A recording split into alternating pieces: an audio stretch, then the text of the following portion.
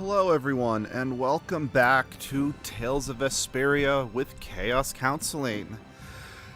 I have the day off due to Labor Day, so I figured why not use this as an opportunity to put this game to rest. Like, we are very much at the end of the game. I was on the fence, Mike. Do I want to, since a lot of the side quests are now truly opening up, everyone will accept this. do I want to do those? I don't think I do. I think I just want to beat the game. It'll take time. But this is the only way that's left. We just have to accept it. This isn't a choice we've made freely. We had to choose it. Not everyone will welcome it, that's for certain. But it's something we have Look, to you do. can say over and say, over right? yeah. that this is going to be a hard thing to adjust to. Okay. You think it'll But work out, if right? you don't put forth a solution about how the world can survive once you destroy all the once all the Blasty are gone, you're not addressing the problem, and my criticism still stands, game. Yeah, I know there was like a, oh, we should go talk to Hanks before this is all over, but once again, I want to make sure I beat this game today, so we're not going to dilly-dally. We are just going for it.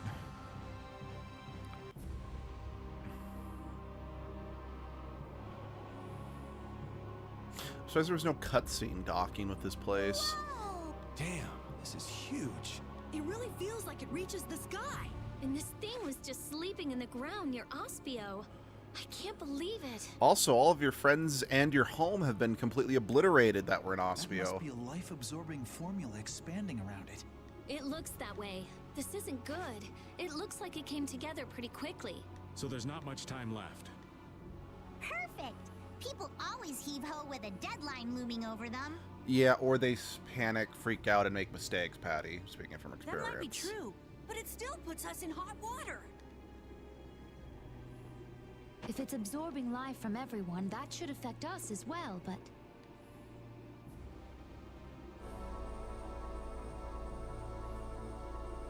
Estelle? The spirits. They've swathed us in their power.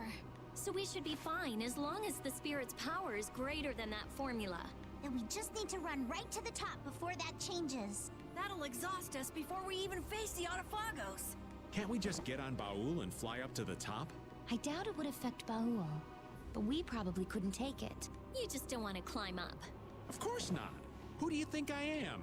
Sorry, old man, but it looks like we're walking. Yay. We must I mean, there brace has to be ourselves one and final press dungeon. Yeah, don't let your guard down. Who knows what's waiting for us up ahead?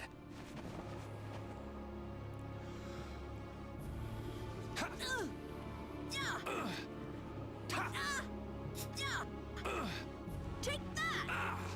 Whoa, what's the occasion? Little impromptu training session? Well, when I think about fighting Duke, I know I gotta be as strong as I can. I like your spirit. I'd expect that from Carol. Yuri brings a twinkle to this old man's eyes to see you training. On second thought, let's call it a day. What? We were just getting started. Never fear.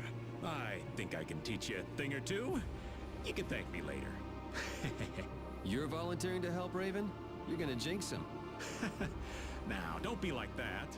There's no beating an old man once he finds his stride, you know? Sure Would there you spar isn't. with me as well, Raven? Hey, well, if you both want to, I can't say no. It'll take more than luck to beat Duke after all. All right, Carol, no mercy? Right. No mercy. Fight! Okay, cool. I've got the party set up I want. What's the word I'm looking for? Shoot. I'm drawing a blank.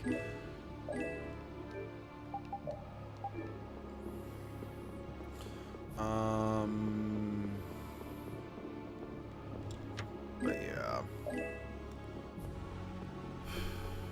I'm still drawing a blank. I can't remember what I was going to say, so I guess I won't say it. Oh, so I was really confused on what the deal with Patty was because they didn't really explain it. So Abby actually looked it up. Apparently, it's not that I freed, Patty was, a grown man who somehow got reincarnated in a little girl's body. Ifrid was always a woman, but for whatever reason, everyone just assumed that Ifrid's first mate, who was that skeleton that we fought, was Ifrid. That's why everyone thought Ifrid was a dude. That's why when all of Ifrid's crew... And so apparently Alexei was doing... captured Ifrid and their crew and experimented on all of them, which caused Ifrid to regress to a little girl, and caused all of Ifrid's crew to turn into monsters, which is why Ifrid's first mate had to slaughter all of them to save them. And that was mistaken as... I don't know. It's convoluted. And while, yes, it does a lot to further villainify Alexei, it needs to be explained better. And it was never made clear Alexei was ever experimenting on people. So, no, it doesn't... No, I kind of wish Patty just wasn't in the game. Man, how could all of this be kept underground for so long? Hell, one of the threads Abby even found out that was like over a decade old. It's like, why was Patty added to the game? And someone said, because someone has a little girl Alita fetish. And, you know, quite frankly, I'm pretty sure that probably is the only reason she was put in the game. So I'm going to double down here and say I wish... I 100% stand by what I said. I wish Patty was not in this game. I do not think she adds anything substantial. The reason so many Blastia were excavated from around Ospio must have been because this was here. The ancient Garayo civilization. This is more amazing than anything in a book. Something feels strange. I know this is a weapon, because he's going to use it against the Autophagos. But from the outside, it looked like a city. Did they turn an entire city into a weapon?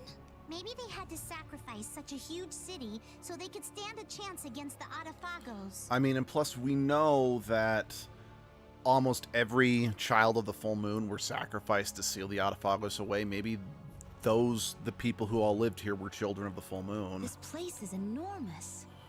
So many people must have lived here. And now, one man is holed up in here to destroy every last person.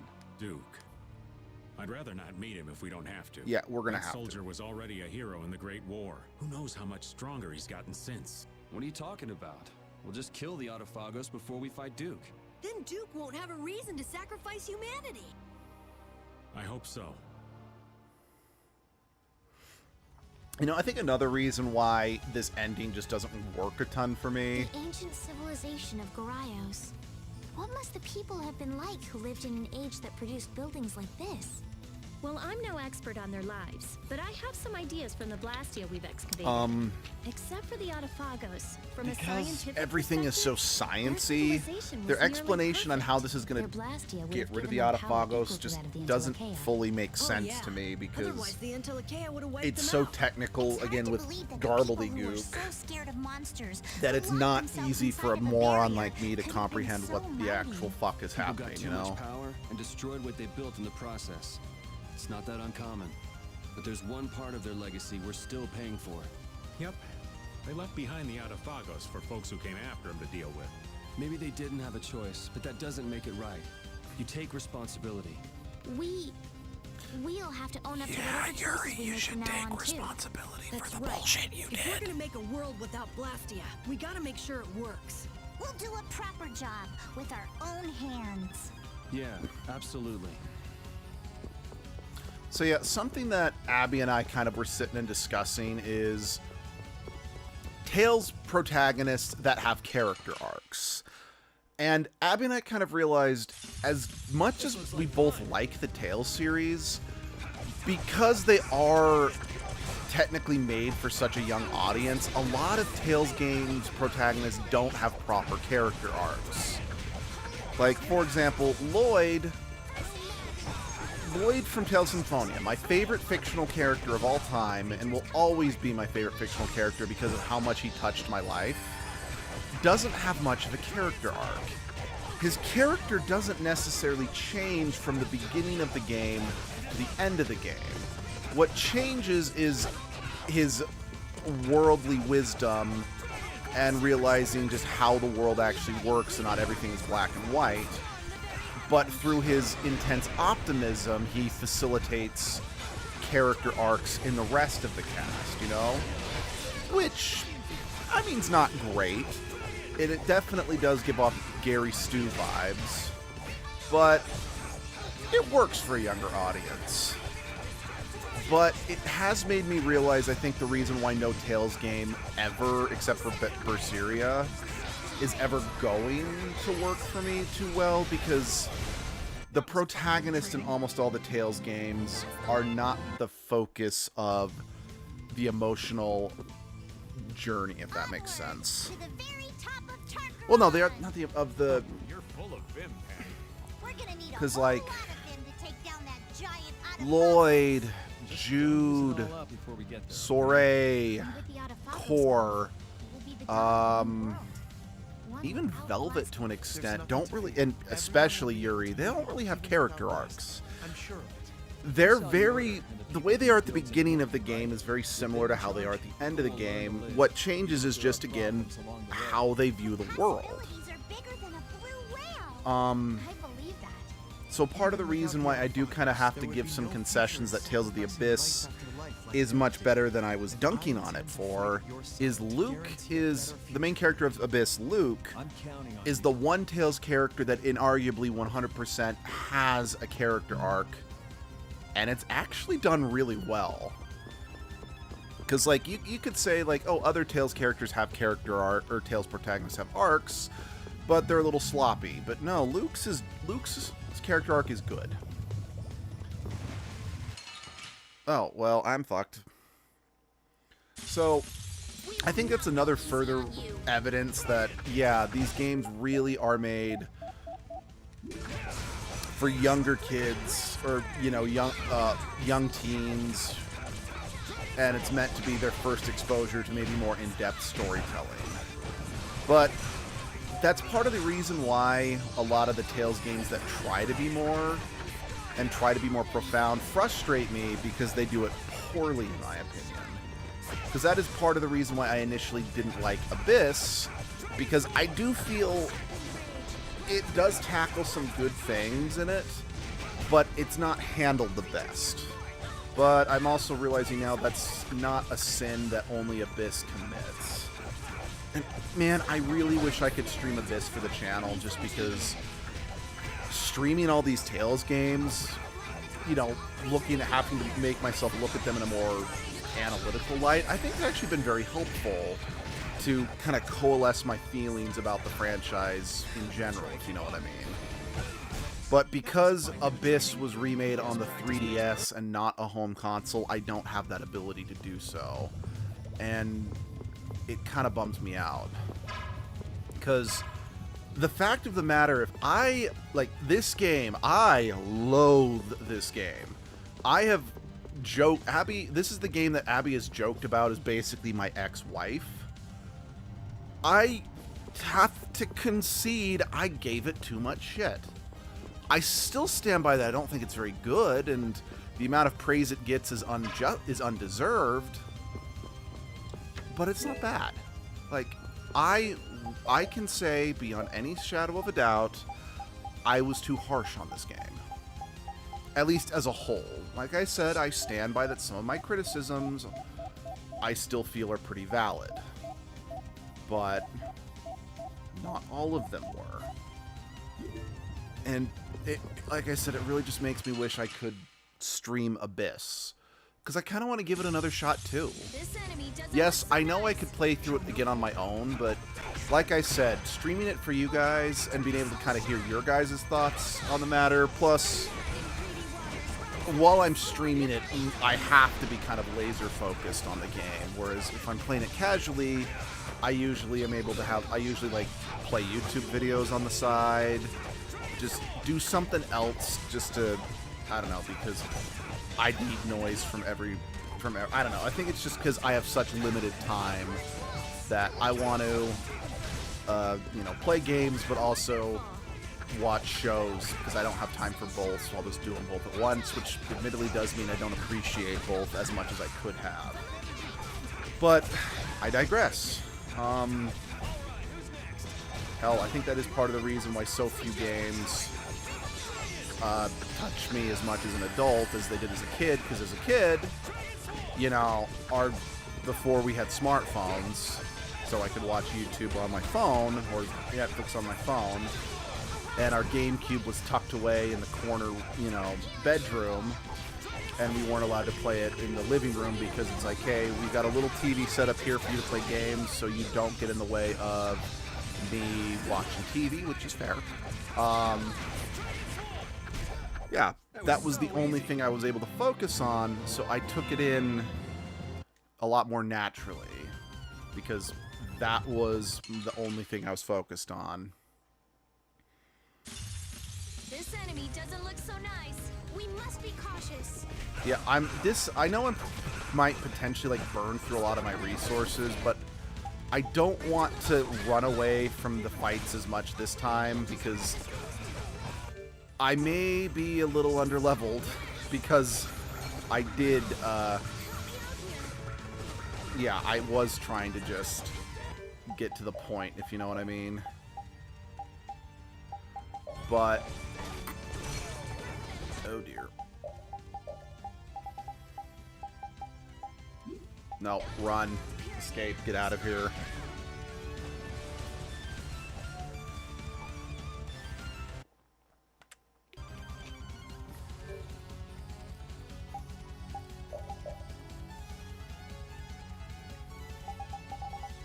And I mean, thankfully, worst case scenario, I can still turn the game on to easy. I can't... Oh, here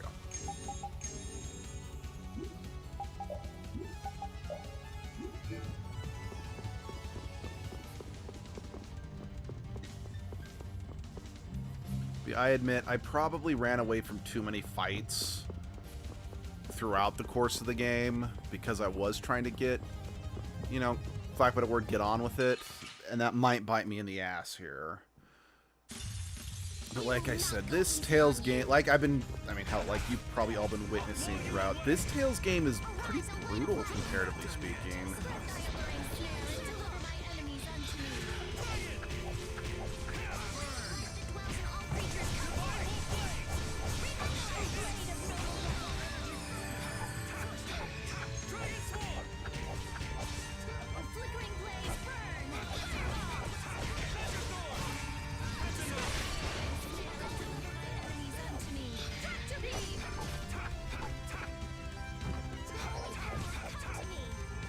Because, yeah, it does pain me to say this, because, again, Tales of Graces was tied.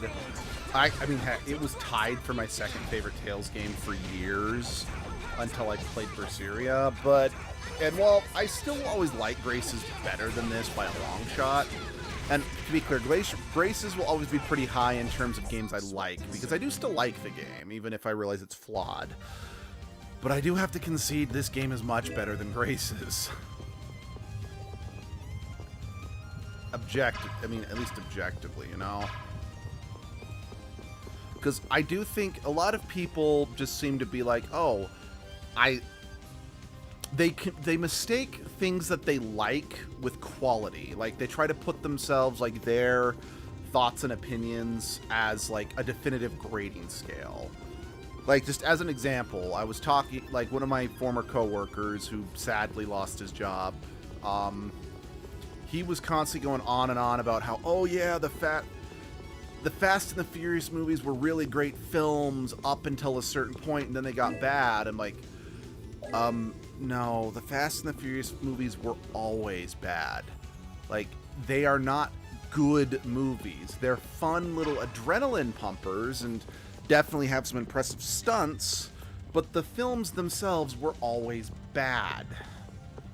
But he mistook them for being good because it's like, well, I really like them and I don't like bad shit. I'm like, dude, there's nothing wrong with liking bad shit. Like, my favorite movie of all time is an objectively god-awful film.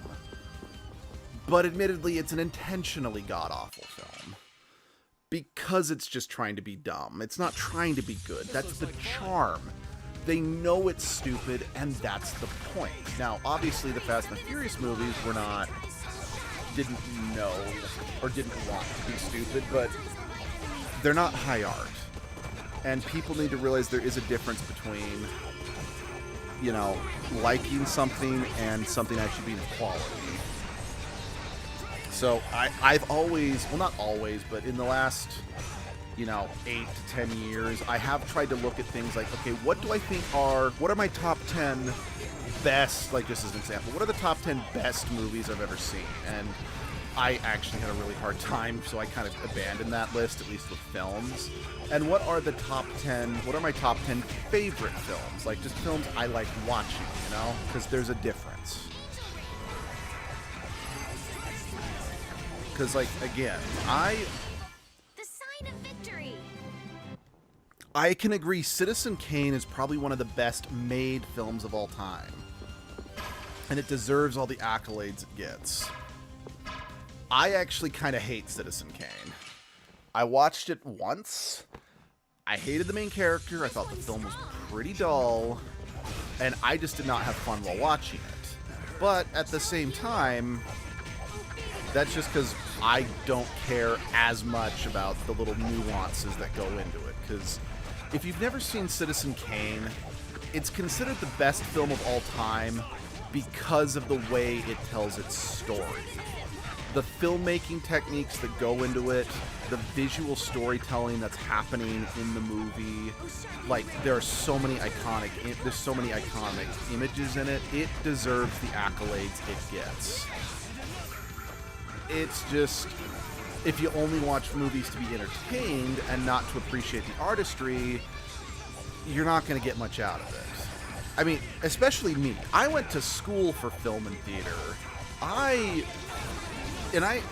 like being able to appreciate the artistry.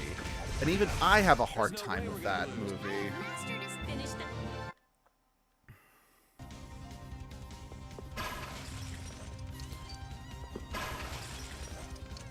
But I can also acknowledge that it's a much better quality film than what I consider to be my favorite movie. And again, just to answer this question, my favorite movie of all time is called The Lost Skeleton of Cadavra. If you've never heard of it, it's a film that came out in the late 2000s that was shot entirely in black and white because it was trying to be a loving homage and parody of cheesy 1950s sci-fi films from the likes of Ed Wood and whatnot. Now, if you don't know who Ed Wood is, Ed Wood was a filmmaker from the 1950s, maybe early. I think it's the 1950s. I could be wrong about the exact decade he lived, he was active in. Who was famously impatient, famously cheap, and yeah, he was just he was like the 1950s version of like The Asylum, like other films that are just cheap, they're rushed out, and the guy apparently was like super delusional.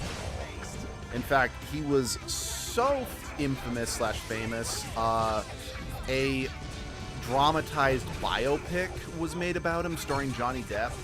Now, obviously, if you watch this movie, it's not going to be an accurate depiction of what Ed Wood was really like, because it's a movie, it's been dramatized, but like, point is, his effects were notoriously cheap. Like, anytime, like, I remember seeing this and, like, was made fun of in Men in Black, too. But, like, he had a scene with, like, flying really cheap-looking flying saucers flying over a model city, and the wires were completely visible. That's making fun of, like, if you ever see an effect like that, that's making fun of Ed Wood. So, this movie, The Lost Skeleton of Cadavra, is deliberately made as cheap-looking and as goofy-sounding as possible. Because if you've ever even if you've never watched Ed Wood specifically, if you've ever watched just cheesy monster films from the 1950s, which I've watched a couple of those, I have a soft spot for these cheesy monster films. You would know they all have like a very specific, goofy way of speaking, goofy way of presenting themselves. Like, since, computers weren't a thing, so if they wanted to get monsters in the movie, they either had to build them practically, so they either looked really silly, or they had to do very painstaking, like, what's what I'm looking for. Composite shots where, yeah, but I think they did have, I don't remember. I think they did still kind of have some blue screen, or it had to be like they filmed the monsters separately than the people, and then they just have like a goofy little hand puppet reach in or anything like that, you know? It's like in Lost Skeleton of Cadavra, probably the best part of the movie is the skeleton themselves because of just how brutally rude their dialogue is. Or then probably the most quoted line from the movie is, that's not my problem, I sleep now.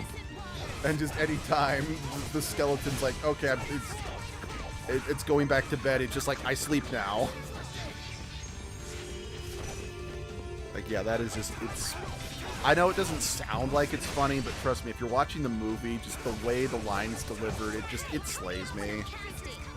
Let's see, what's another good. Then another joke that they do at the end of the film when the skeleton is brought back to life. Again, kind of making fun of film styles from the 1950s. There's like a 1 to 2 minute long sequence where they're just showing the skeleton walking and moving, and they just do all these different techniques to simulate movement. And it just looks so cheap and so stupid. Like, at one point it's very clear there's just someone underneath, like just out of the camera, just like lifting the skeleton prop up and down to make it look like he's walking. There's another sequence where it's very clearly that the two actors who are on scene with the skeletons are the ones holding him. They kind of make fun of like, so if you didn't know, for like in the best example of this is the Sam Raimi Spider-Man movies. Like when Peter Parker first climbed up the wall out of costume, they just had him on a floor that was designed to look like the side of a building, and then just used forced perspective to make it look like he was climbing the wall. They do that by trying to make it look like the skeleton's climbing down a cliff by just putting him on some rocks and like just pulling him with wires. But they purposely get the forced perspective wrong, so it's very clear he's just on the ground. But it's that sort of thing. It's just, it relishes in how bad it is. And it's laughing with you about its just pathetic cheapness, you know? But I know the film sucks. And I'm never gonna push it as like this amazing work of art. It's an amazing work in trolling, I'd say. And there could be some artistry in trolling, but I'm not gonna for a second say that it's actually a film that should be considered on par with the likes of Steven Spielberg, the first Jurassic Park movie, or Jaws, or actually, hell, Jaws is a prime example of a film being great despite its flaws, you know? Because, like, the fact that that film is a masterpiece, like, if you've heard anything about all the trouble that happened on the set of Jaws, that film is amazing. And yeah, I actually got to see Jaws on the big screen on Saturday, so that made me very happy, because Jaws has always been one of my favorite films. Now, as to, like, the best film I've ever seen, that's a little trickier, because, I mean, at the end of the day, you watch movies to take you out of the humdrum of life. Like, even if you're not watching them for artistic appreciation, anyway, yeah, it's hard to just judge a film purely on its own. I don't know. It's kind of part of the reason that, at least with films, I've tried to, because like I said, I went to school with them, but I didn't get very far, at least not as far as Abby did, and even then Abby's more about theater rather than film. So I have stopped maintaining, like, what are the top 10, like, best films I've ever seen. Because, like, I know that, like, one thing I was initially like, oh, The Green Mile's the best film I've ever seen, because that film just hit me on an emotional level, but I'm like, okay, but that's a film successfully manipulating my emotions. That doesn't necessarily equal quality. So that's kind of what I realized. And like, I'm not the best at determining this sort of thing.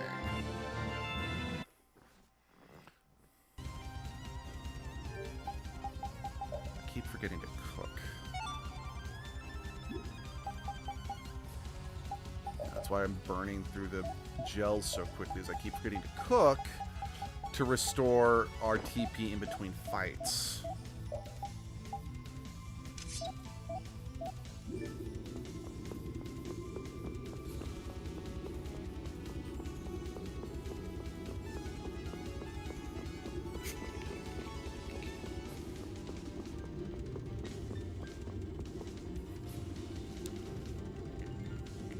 One second, just putting the cap back on my soda. Okay. Sure, we can fight. This one's pretty tough. Don't just stand there whining. Again, I kind of preferred how cooking worked in Symphonia. Like, you had an option of cooking at the end of each fight to try to just heal you back up after going through so much of your resources, you know? I mean, the cooking was arguably much less effective than the cooking here, but I liked it because I was much less likely to forget that I could do that, if you know what I mean.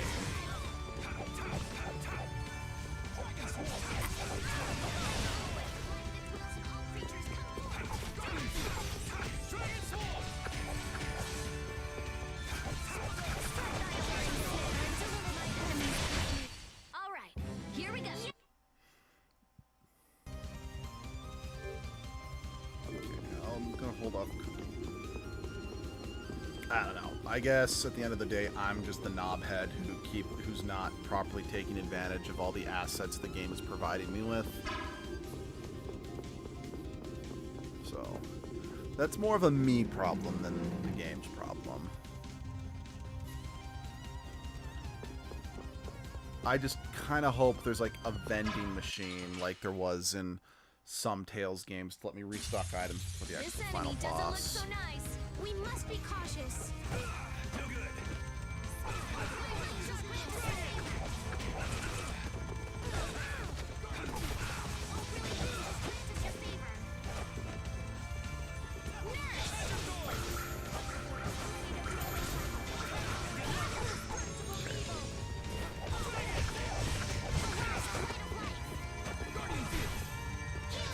I just realized I didn't go buy like any of the really powerful weapons that were available now at the new city that we helped make.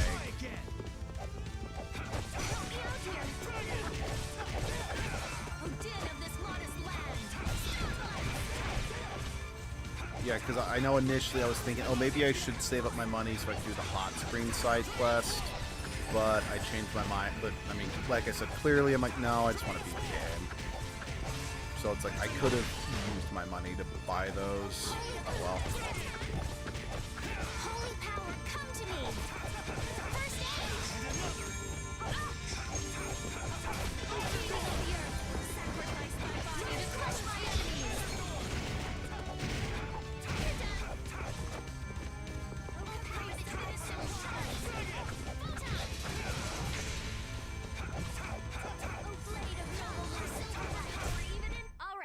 Here we go. Yay! I can do even better.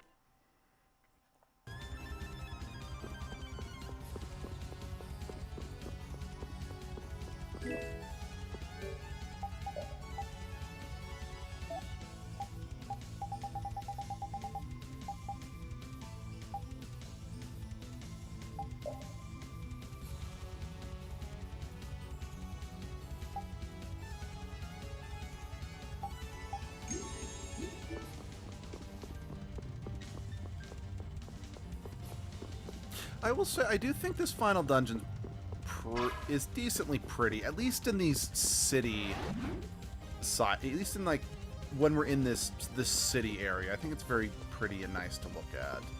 The sci-fi-ish area, I don't like it as much because it looks a lot more generic. I mean, because it kind of looks like Darius Carlon from Symphonia, and honestly, Darius Carlon wasn't all that interesting to look at either, so yeah.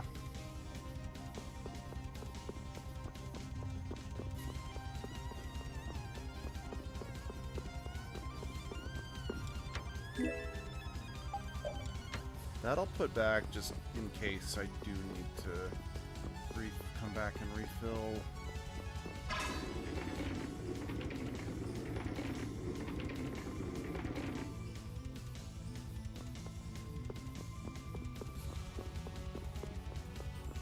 May have sent it the wrong way.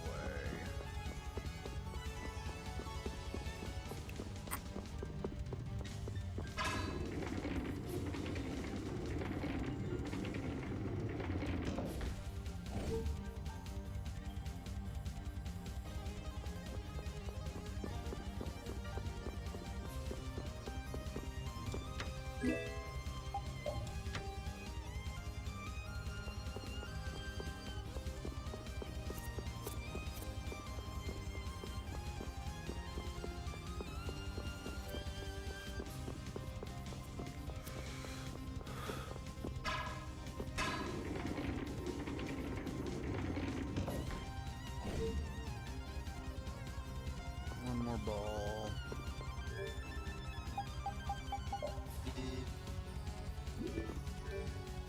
Yikes. Oh yeah, I've been kind of neglecting everyone's accessory.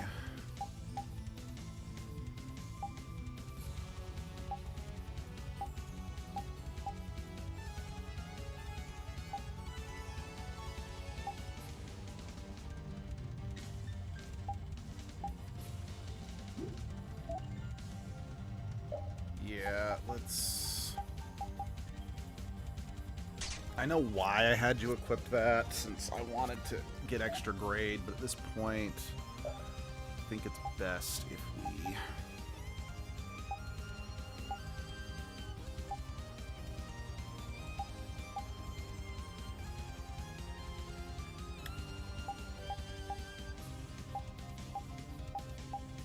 Yeah, I think that might still be good for you to have.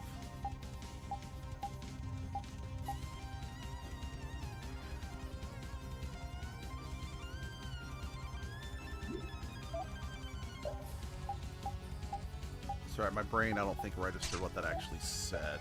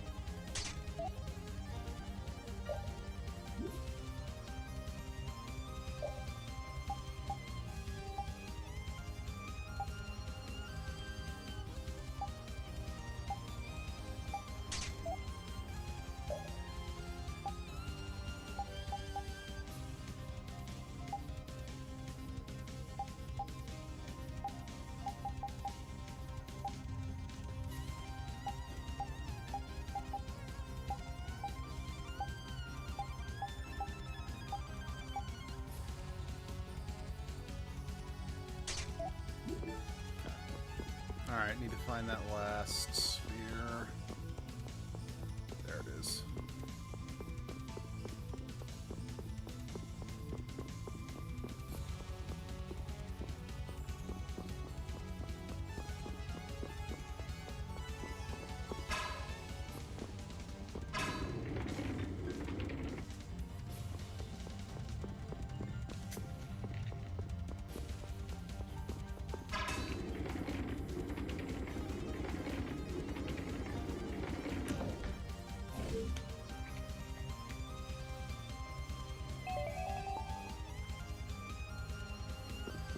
Okay.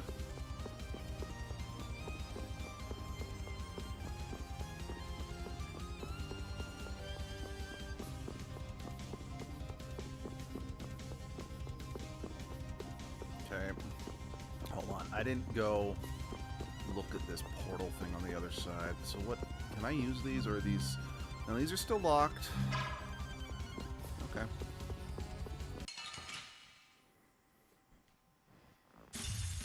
This looks like fun.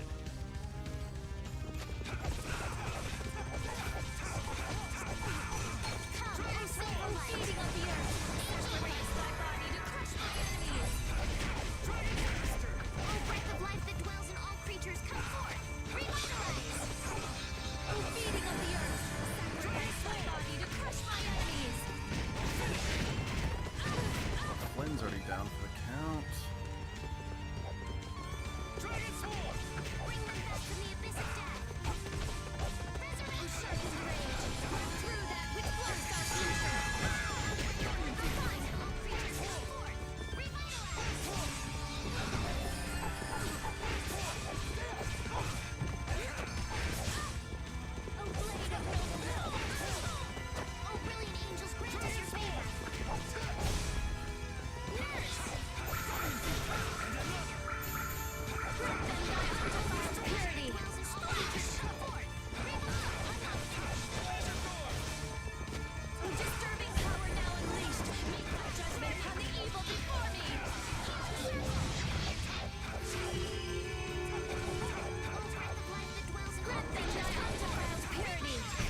That was so easy.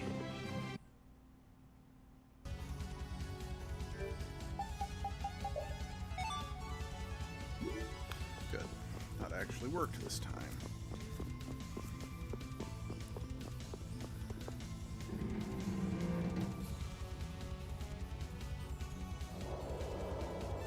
Oh, well, thank you, healing save station, if nothing else.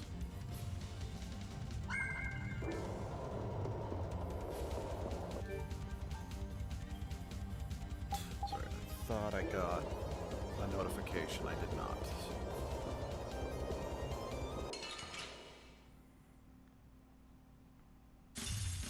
This looks like fun.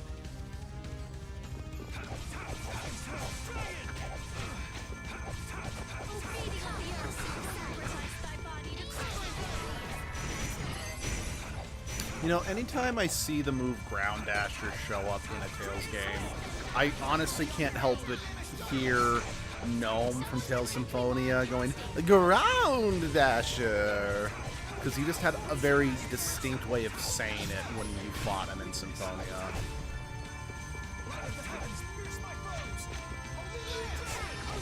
Yeah.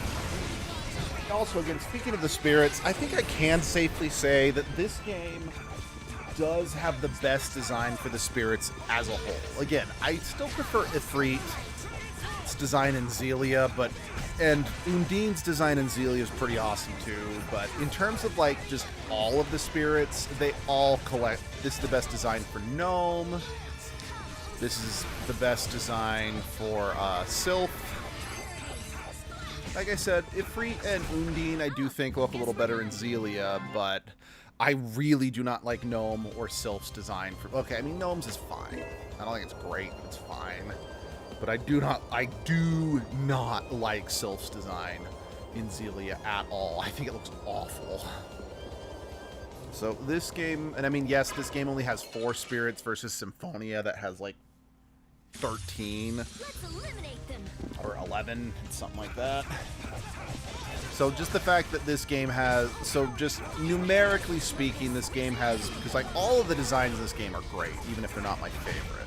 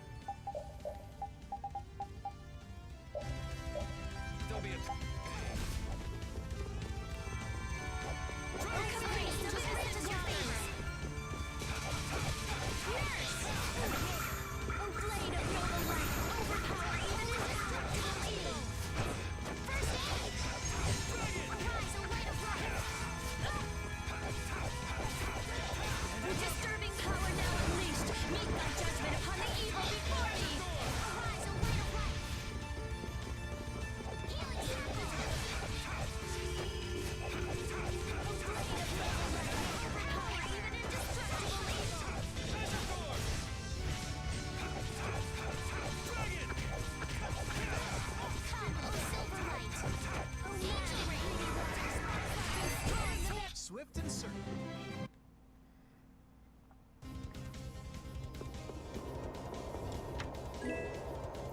You know, I wonder, maybe what I need right now is like more physical people up front to wail on the enemies to protect Estelle, because I'm just noticing that we're having issues with her getting grouped up. And since Rita is like a pure caster, she's not able. They're both just so yeah. Let's try having like 3. I mean, and yes, I know Flynn knows some magic and whatever, but alright, this is clearly a mini-boss fight of some sort. You know how I hate waiting, Yuri Lowell.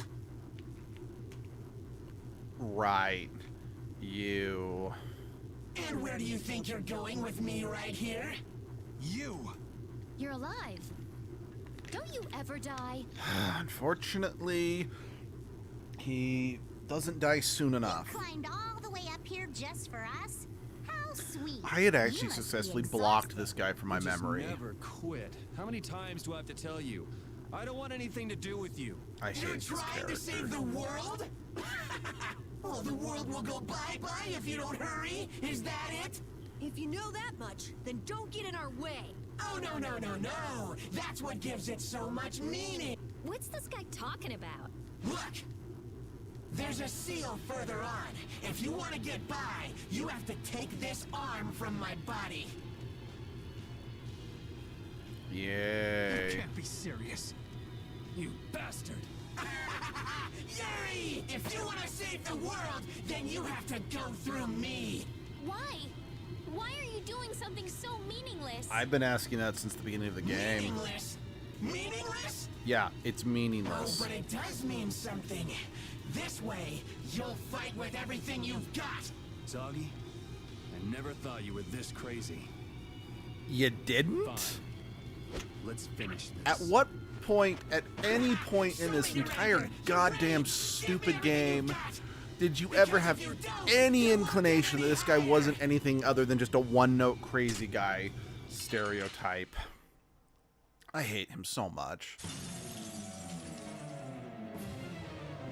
This game is stupid.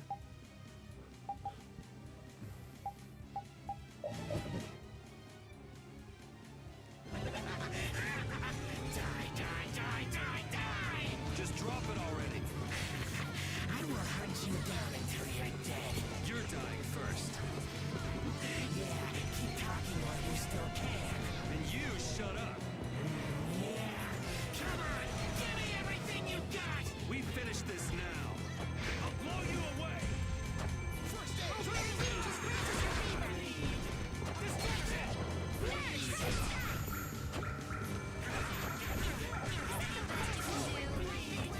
Creatures come forth.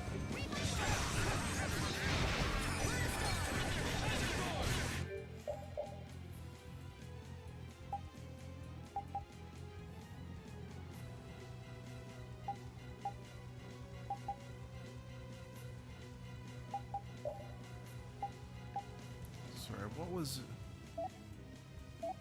Trying to remember exactly what it was that made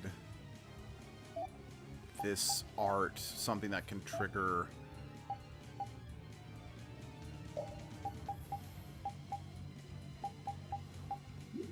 So I'm like, is there a... Anyway. So I thought maybe part of the problem is that since I'm using Dragon Swarm to trigger my burst darts, it just... Dragon Swarm just takes too long to execute.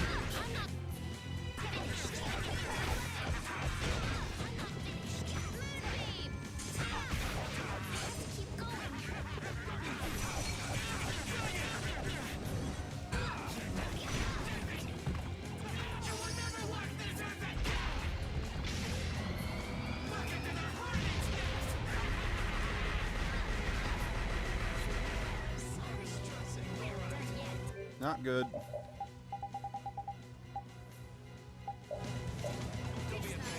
Yeah, I might have to use an all divide in the final fight.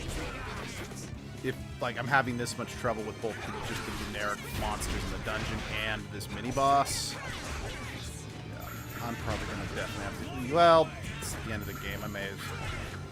Yeah, it would make sense for me to just use the All Divide because it's not like I'm gonna use. It's not like I could carry them over to New Game Plus. It's not like I don't want to do a New Game Plus for this game anyway.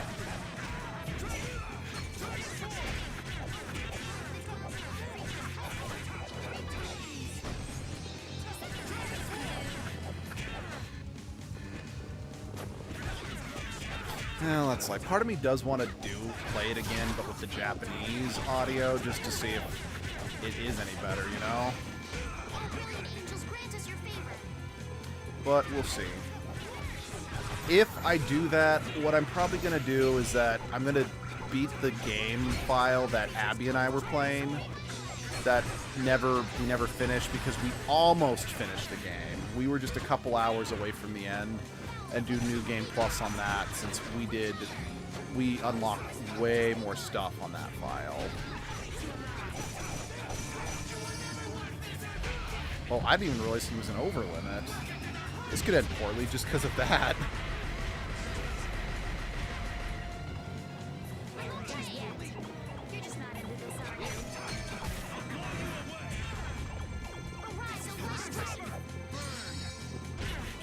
Okay, yeah, my beat is a burst start, or is a whatever art can give you to trigger my burst starts.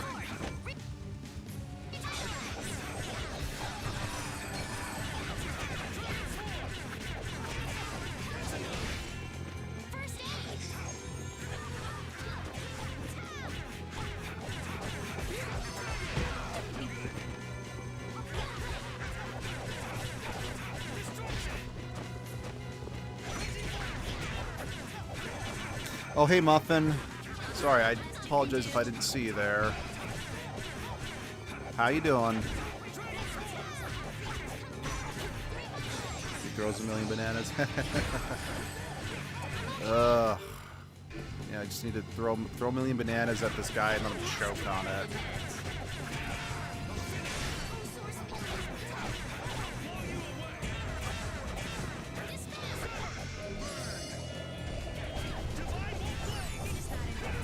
Yeah, no, that horribly missed. Okay, he's an over limit. Run. Run. Oh, of course he's going after the healer.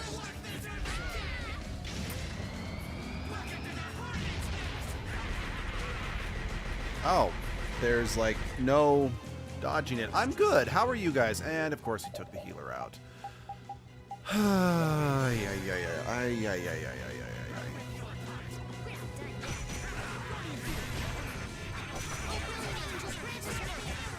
No, what if the angels don't want to grant us their favor? What if the angels just want to enjoy their breakfast of tea and strudel?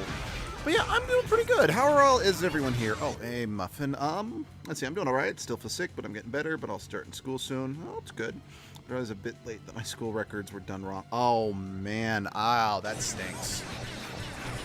Hey, at least they caught it. Yeah.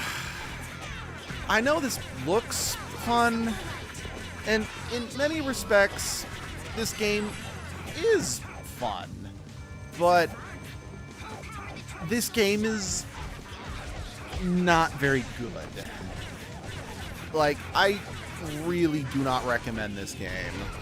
Like, I can recommend it over some other games in the series, but there's a reason why this is my least favorite game of all time. And, well, yes, like I said earlier, I know you guys probably weren't here for that. I do have to concede this game is better than I initially gave it credit for when I first played it like 15 years ago. And this is the HD remaster, which is why it looks so good for a game that's that old.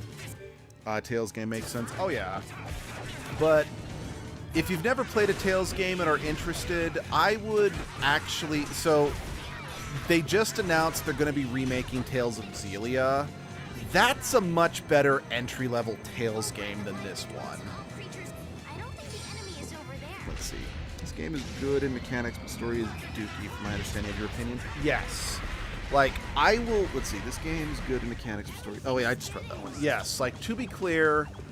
So, this game, Tales of Symphonia, Tales of the Abyss, and heck, even Tales of Hearts are all designed... They're the 4 Tales games I've played that share very similar game design philosophies. And out of those 4 games, this one, mechanically speaking, is the best. And that's because it was, I mean, okay, Tales of Hearts R is a complete from the ground up remake from a game that was originally released on the DS. So it technically came out after this, but this game came after Symphonia and Abyss. So it's basically, okay, we figured the formula out over the events of Abyss and Symphonia. So now let's deliver the perfect gameplay experience of this particular type of Tales gameplay. From what I can tell from your commentary, the dialogue and story suck. Yes, very much so. Like, one of the reasons why this is my least favorite game of all time, and as I've discovered revisiting it after all these years, is the game and the story and characters have so much potential. Like, this could have been like a great video game, high drama or whatever, and instead it doesn't commit to any of the ideas it presents. Like, so the character that I'm controlling, Yuri, who's the protagonist, and the blonde-haired dude, Flynn, they're childhood friends who were determined to fix the inequality in the kingdom they live in. But due to just personal philosophy, they were driven apart. Yuri became kind of a vigilante and left the Empire entirely to form a guild, and Flynn joined the Royal Knights. You know, Yuri being like, okay, the only way to get out from an oppressive system is to leave it behind and create your own system, whereas Flynn was like, I'm gonna fix the system from within. And the game starts with a very interesting premise where Yuri is actually like breaking the law and doing all these crimes to create situations where Flynn could step in and make things better legally. It's like it was a great dynamic, and they bounced off each other really well, but the game kind of doesn't commit to that idea the whole playthrough. Because then, like, the final story we're focusing on, like, we deal with the character who kind of perfectly embodies everything that Flynn and Yuri were trying to fight against. He's dealt with before we even get to the climax of the game. So then the final villain is just an environmentalist, a guy who's like, humans suck, I don't like humans. Which I'm like, that's not an interesting story in and of itself. Let's see, beep, beep, I'm a sheep. Ass that movie. So yeah, it's frustrating. Like, the reason I don't like this game is because it could have been amazing. There were so many things about this game that could have, and I'm even going to go as far to say should have, made this like the best Tales game. And I know for some people, just the inclusion of those elements were enough to elevate this game for them. And hey, if other people got more out of this game than me, fantastic. I'm happy for them. It's just, I don't think it works. And I find, because like, Tales of Graces and Tales of Hearts are not better games than this, objectively speaking. But their stories were a lot more simple, and hell, Tales of Hearts R is arguably just a playable fairy tale. Something they even call attention to multiple times in the game by sharing in-universe fairy tales. So because they're trying to be a little less deep and profound, they're easier to enjoy. Because they almost never present this more elaborate setup that this game, or a deeper setup that this game did. Anyway. But yeah. Like, so, but yeah, if you've never played a Tales game and you're thinking of wanting to get into the series, they just announced a remake of Tales of Xillia that's going to come out, I think, sometime next year. I recommend starting with that one. Xillia is a fantastic entry point for the series because, well, I have issues with it too. Like, don't get me wrong, I have issues with it too. Like, I don't like the main characters, Mila and Jude. They're fine. They're not amazing. They're not my favorite protagonists in the series, but they're fine. But Jude does some stuff that I do find pretty frustrating at times. Like, not as bad as other protagonists. Then there's also another character, I won't name them, but there's another character who does a few things throughout the course of the game that kind of makes Jude come across as a moron. So he just is also frustrating because it kind of makes the main character not look as good as he should have, you know? But in many respects, Zelia does what this game was trying to do, but in my opinion does it much better. Plus, it's also really fun to play. The downside is that it was the first one to really introduce the hallways that sadly a lot of the other Tales games have kind of stuck with, but it's still fun. Let's see, I really like has to read the muffin from host. Oh, really? That's cool. Symphonia is popular for a couple reasons. One, its story and characters are great. At the time of its release, its gameplay was really impressive. Let's see, I already said story and characters are good. It's also important, it was a prequel to the very first Tales game, so it did have that. You know, it did kind of have a pre-existing fan base it could tap into. It's also because it was also the first Tales game in America that really got a decent amount of attention. So for a lot of people, myself included, it was our introduction to the series. Plus, Symphonia was released on the GameCube, then it got a port to the PlayStation 2, which was Japanese only, admittedly, but that caused it to be more accessible, because, like, every Tales game before Symphonia was only ever released on one console. So the fact this one was released on two increased its exposure. Then, 10 years later, so again, when people say Symphonia has sold the best out of all the Tales games, it really just boils down to its mass availability. Because, like, from my understanding, most hardcore Tales fans prefer Tales of Destiny to Tales Symphonia, and Destiny's an older game. But I've never played Destiny because it was only ever released on the PS1 and has never been ported to anything. And I'm not super into... Let's see, I'm Japanese, as you know. I did know that, and the Tales series here gets overshadowed by Dragon Quest most of the time. Really? That's interesting. You know, it's always interesting to see how different series are relevant culturally to different countries. What the... I don't know why, but Siri turned on. But then, yeah, so then Symphonia got a port to the PlayStation 3 and Steam 10 years later, and then 20 years later it got a HD remaster on the all modern consoles. So I think the reason why Symphonia does get the attention it does, our weather is pleasant here. No, the weather looks pleasant. Is really just because of its availability, you know?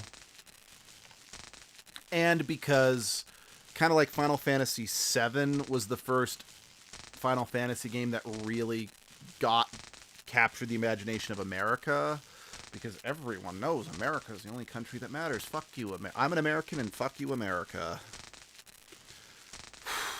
Yeah. Sorry, I'm just thinking about the current political climate in America, and I'm depressed again. I can't move. What a Serious weak turned on. body. Wow, let's not get too freaky. Okay, I know my way out. You can stay, Muffin. I should change my next body to a Blastia too. That would be more fun. Right, Yuri? Shut up, Zoggy. I hate you so much. Yuri, just kill him. Please. Just... Do it in hell. That's still not as cool as, what Kratos said when he killed Kivar, so you're not as badass. No one understood him, so he put so much meaning on fighting. Poor thing. He's not a deep character. You will never sell me that Zoggy was a deep character. Stop waxing poetic. He has been an annoying thing that I legitimately Still, his skills made him 100. famous. I am not even joking. I 100% forgot Zagi was even in the game until this fight started. I have constantly forgotten Zagi was even in the game until we run into him again. He is not a relevant, interesting, deep. He is not anything. I hate him. He is an annoying boss fight every time he shows up. After he met you all. He really looked like he enjoyed fighting. Ooh, so he's a discount Klingon. Maybe he thought that he could let loose with everything when he fought Yuri. Oh, yeah. Oh, are you trying to do the Superman cardboard speech? Fuck you. So Yuri was the only person he could do that with? Fuck you. What do I care about somebody that crazy? Well, I don't care about you either, Yuri, so I don't care that you don't care. It's like, don't careception. It's just the shell of someone consumed by power. I mean, you're not wrong, but that still doesn't make it deep. We've wasted too much time on this. Let's, Judy? Okay, got it. She's on her phone. Did something happen to Baul? No, he's fine. I was just asking what it was like outside. Oh, speaking of asking Siri about the weather, How far along is the life-absorbing formula? Baul doesn't know anything about formulas. he's a Yeah. whale. I guess you're right. He's I told a Baul to move around whale. as he saw fit. We should move along too, right? We're moving right along. Yeah, let's hurry. Footloose and fancy free. We've been here for quite a while. I wonder how Baul is doing. Oh, You think he's holding down the he's fort ordered like a some, good you soldier? know, Or maybe he's some tired of being in such a dark popcorn. place He's and got went home. tickets to Come go on, see Phantom of the Raven. He's at least Opera. more dependable than you are. If you kids are gonna say stuff like that to me, maybe Ah. I'll go back for real. He's got some Go ahead. krill on a stick But all isn't lined it tough up. on Baul, being near a magic field? Yes, the Baul of a few years ago might not have been able to withstand that. I'm curious, Even you though he's know, young for an Intellectual. other than English. Baul has grown. No, I'm sure he's just fine right now. I wish I You did. really trust Baul, but- don't you, Judith? I wish Judy When I was in trusted me school, like the that. well, who am I kidding? Even now, it's going to be downplayed. There wasn't. Seriously? They didn't put very strong emphasis on the importance of learning other languages here in America. So, hell, there was this really stupid attitude of, oh, you don't need to learn another language. English is, because America is all that in a bag of chips,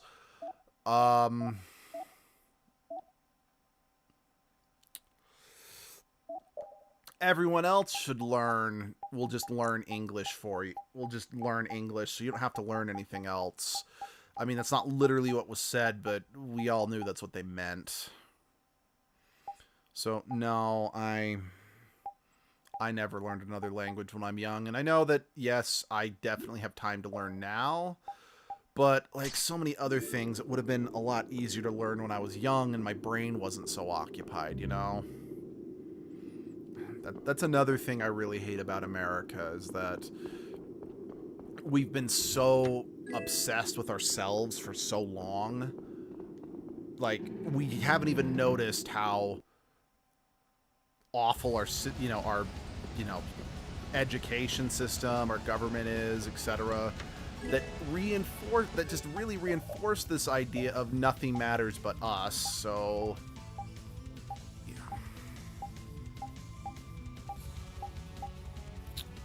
Right.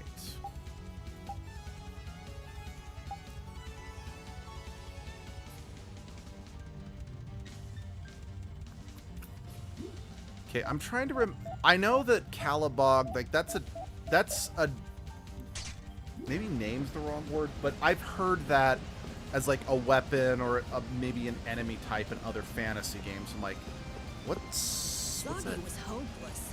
Yeah, just think of all the things he could have done with all that energy. Like Finally knitting found his equal. and stamp The guy collecting turned out to be his enemy. and It's the cocaine saddest part of all this for him. and coloring Duke lost his friend and equal. finger painting Alexei never believed and his hot equals dog even eating existed. contest Then and there's haggis making the strong and need pogo strong stick friends to bouncing keep their power from and distorting. toenail Think clipping that's it? Take the doc. and He had his more equal in cocaine bellies, right? Raven, sometimes And what you star say goes watching. right over my head.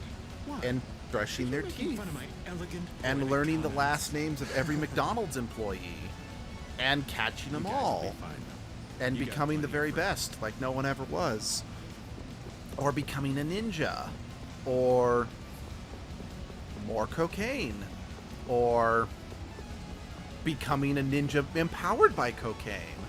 Or getting the world's biggest Lego collection of ninjas. Or becoming a ninja who's also a knight. Or learning how to sneak like a ninja while wearing full Spartan armor.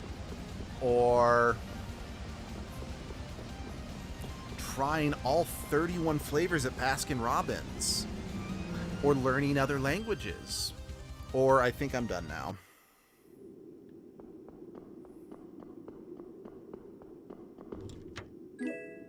That's a turtle with a cannon on its back. I weirdly have to admire that. As annoying as they come, but I feel sort of sorry. Kind of for him. reminds me of I want sharks with freaking lasers on their heads from Austin Powers. Kind of person. That is not what I sound like. I stand corrected. When you can do something better than anyone else, you wind up feeling like something's missing. Like a character The arc. other researchers would go on and on about something I'd discovered like 2 months before. And I'd start to feel like talking with them was pointless. Well, they're all So dead you now, so think don't worry about it. Zoggy was the same way? I just got the feeling that we might have had something in common, that's all. Rita, you're the Why second am I best telling character in you this this? game. You have nothing Just in forget common it. with that I'm sorry. I soggy have a good piece of memory. styrofoam Well toast. then, keep it a secret, all right? It's a deal. Anyway, so how's everyone doing today?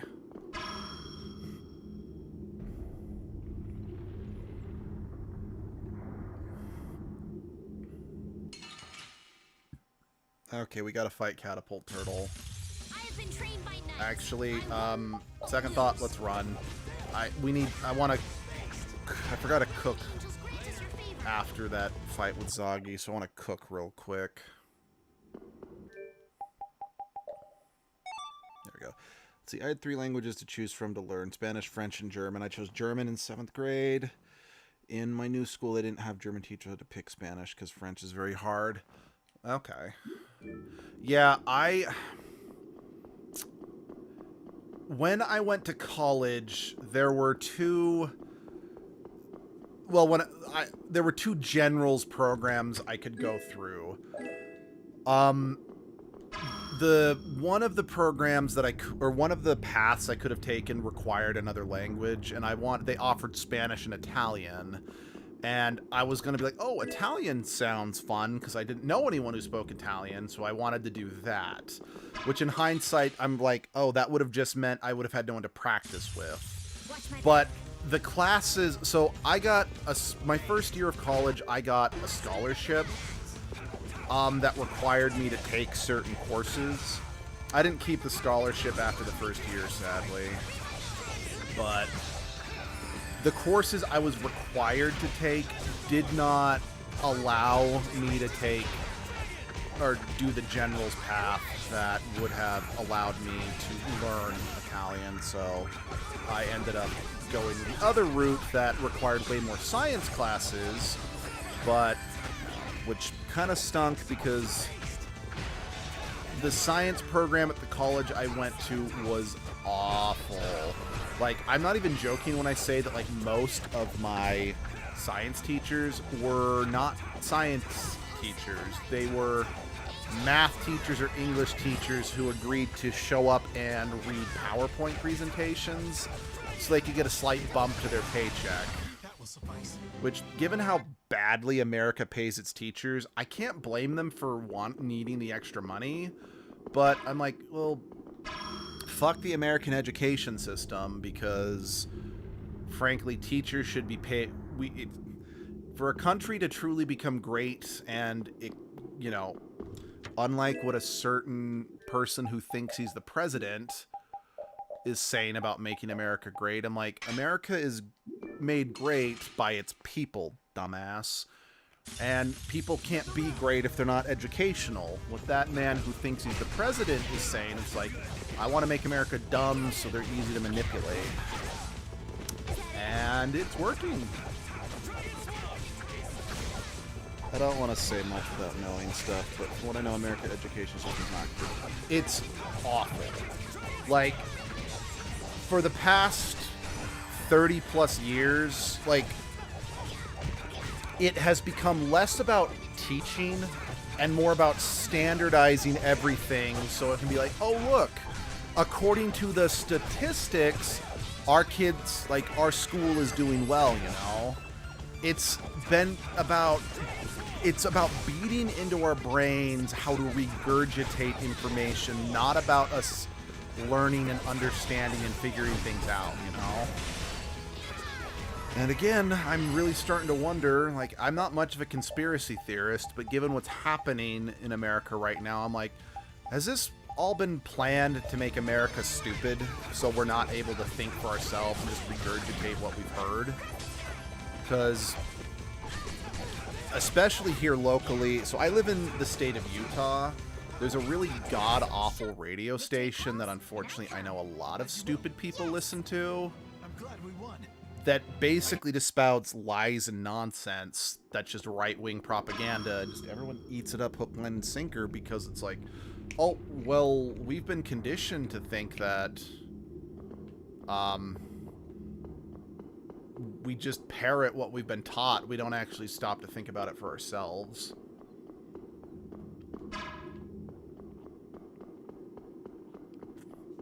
So no, like, again, I am an American, and I don't know.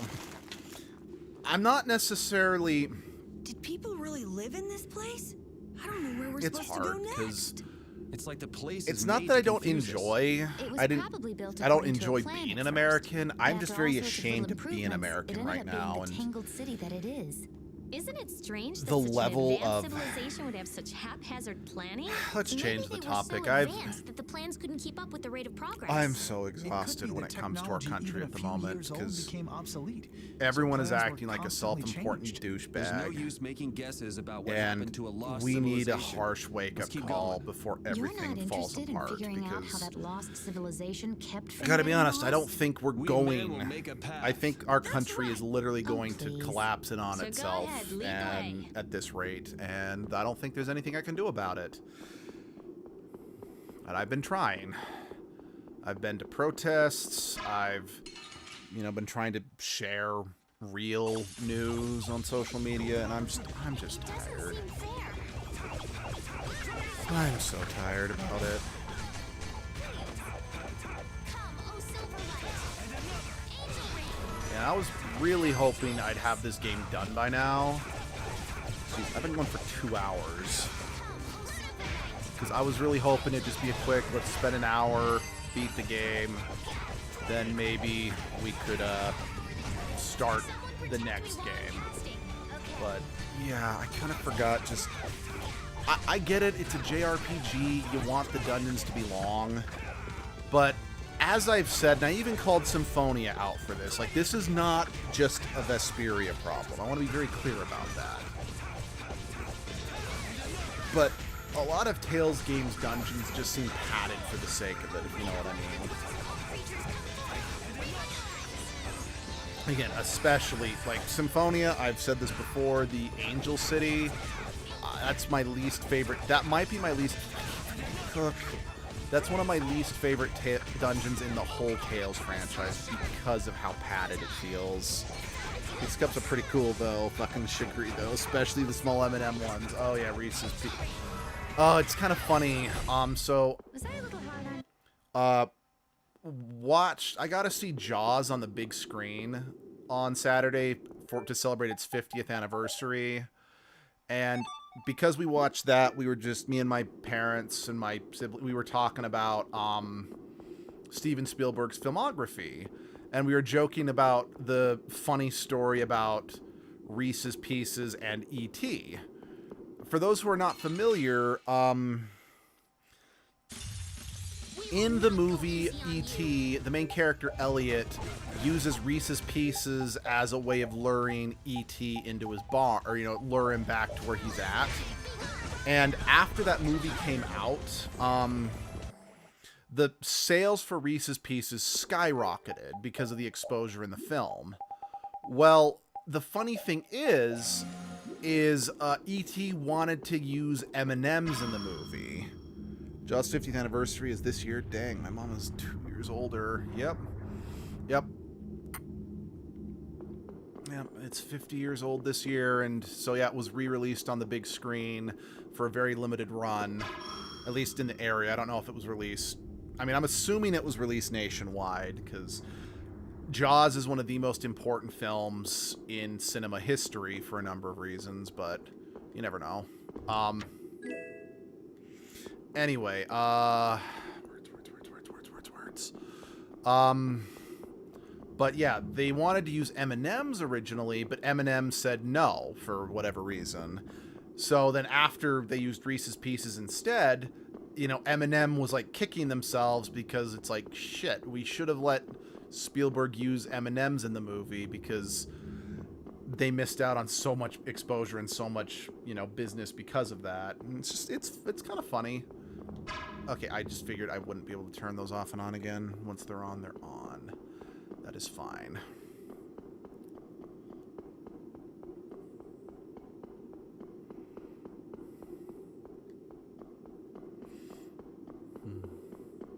Because, yeah, just, again, going back to, like, favorite films, Jaws is one of my absolute favorite films of all time.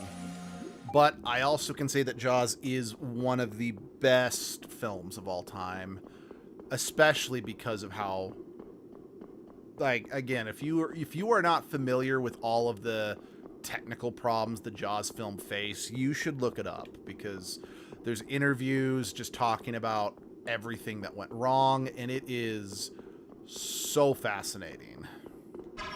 And honestly, Jaws is one of those films that if everything had worked the way it was supposed to, the film would not be as good as it is.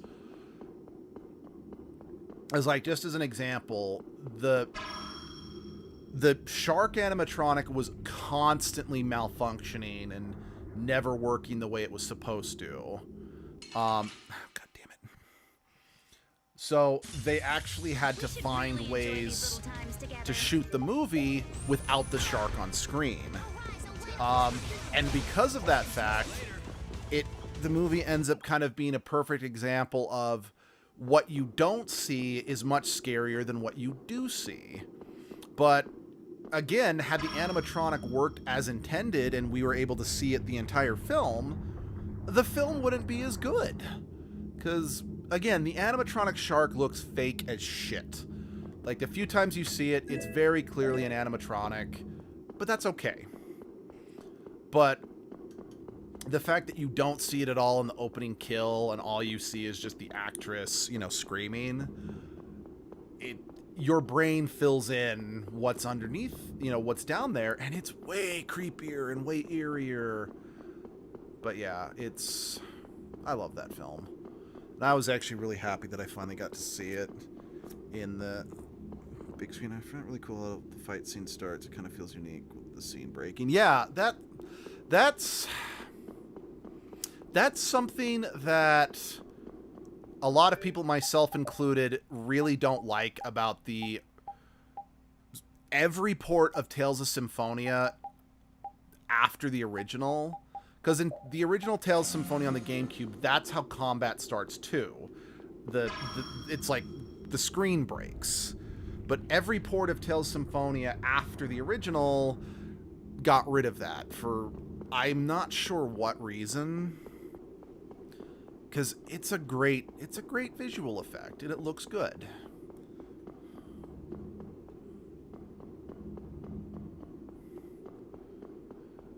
Now, so again, for those who are not aware, like I said earlier, Symphonia was on the GameCube, and it got a port to the PlayStation 2. That was Japanese exclusive.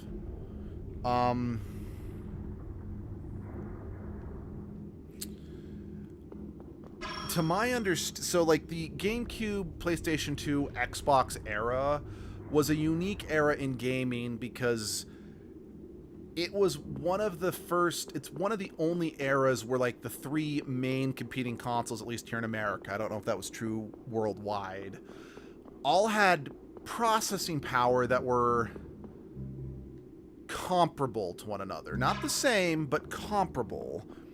Meaning that ports between games were, like on all three consoles, were very possible. However, and I could be wrong about this.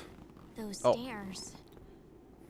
The PlayStation 2, I remember hearing, was technically the weakest of the three systems in terms of its hardware. This is the moment of truth. Is everybody ready? I've been ready. Let's do it. Yeah, we have to do this. Turning back now would make dinner tonight taste like ash. Right. Even this old man's gonna put up a fight. People believe in us. They're waiting for us. We must defeat the Autophagos. For them. And for Pharaoh and Belius. For the memories of the Interlakeia. Let's go. But again, if that is true, and the PlayStation 2 was weaker, yeah, stairs. It's Po from Kung Fu Panda's greatest nemesis. Okay. Do I want? Let's see. So this, you've got the one that heals. You've got the one that reduces TP consumption, raises max TP by 30. Okay, I think I want to actually give you that, because I don't remember, again, because I haven't actually gotten to the Duke fight since I first beat this game nearly 15 years ago. I don't definitively remember if he can do a ton of status ailments, so I think for this fight, I want the just universal damage reducer, you know? But because the PlayStation 2, I think, was a little weaker in terms of its hardware, any game that was designed specifically for the more advanced consoles that got a PlayStation 2 port usually had some, had some issues. Again, don't quote me on that.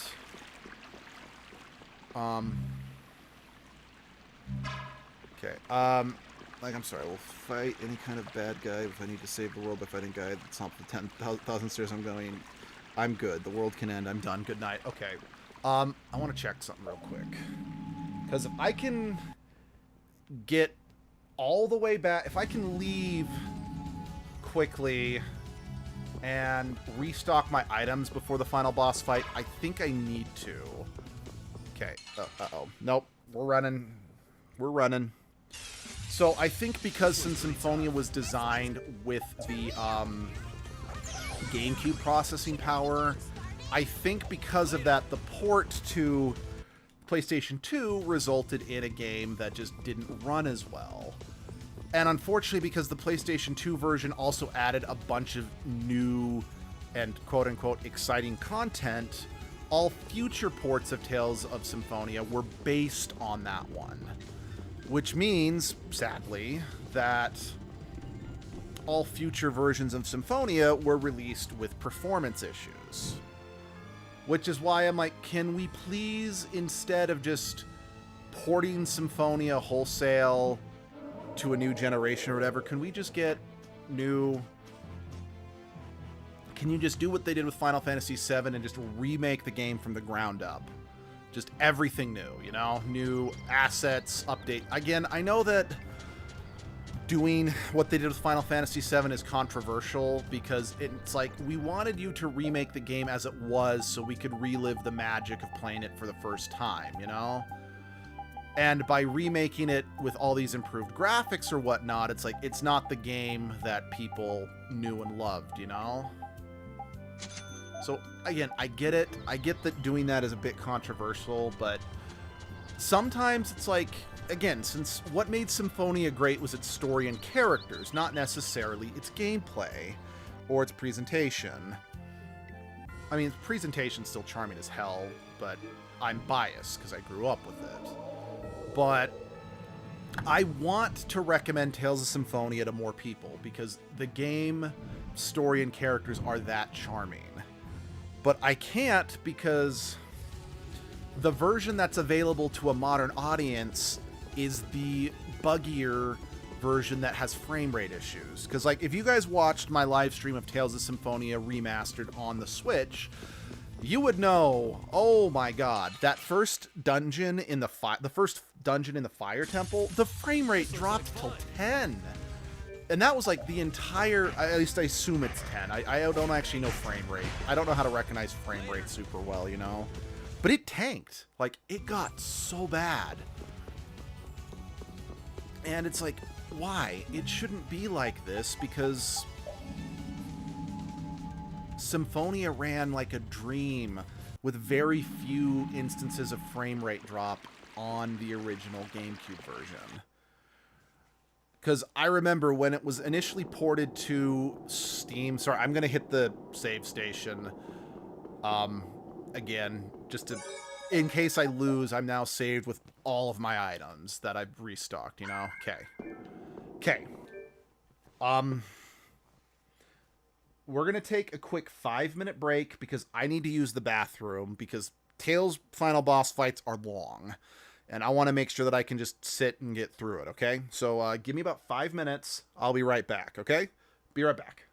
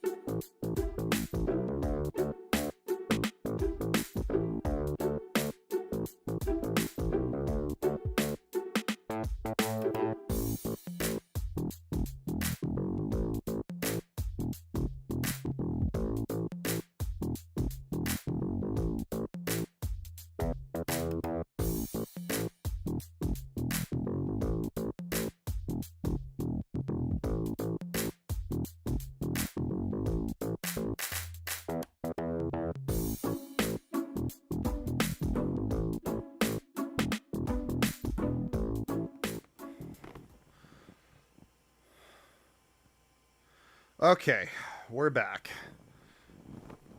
After a concerningly long black screen during the transition, but we're back. Let's put this to rest. Let's see if this fight's gonna take me an hour long to beat, like it did with Tales of Xillia. So, funny story. When I first beat Tales of Xillia, I'm like, I want to beat it, but I had like only a couple hours before I had to go to work. And the fight lasted so long, I was worried I was going to be late for work. Especially since this was back. Because the PlayStation 3, I don't think had a sleep mode. Maybe it did, and I was dumb, but anyway. God, I hate you, Duke. Alexei should have been the final boss. I will die on this hill. I wish Duke was not the final antagonist. Because he's not the main villain. I stand by that Alexei is the main villain of this story. And no one can change my mind about that, but Duke is not a great character. Duke, we have the 4 elemental spirits.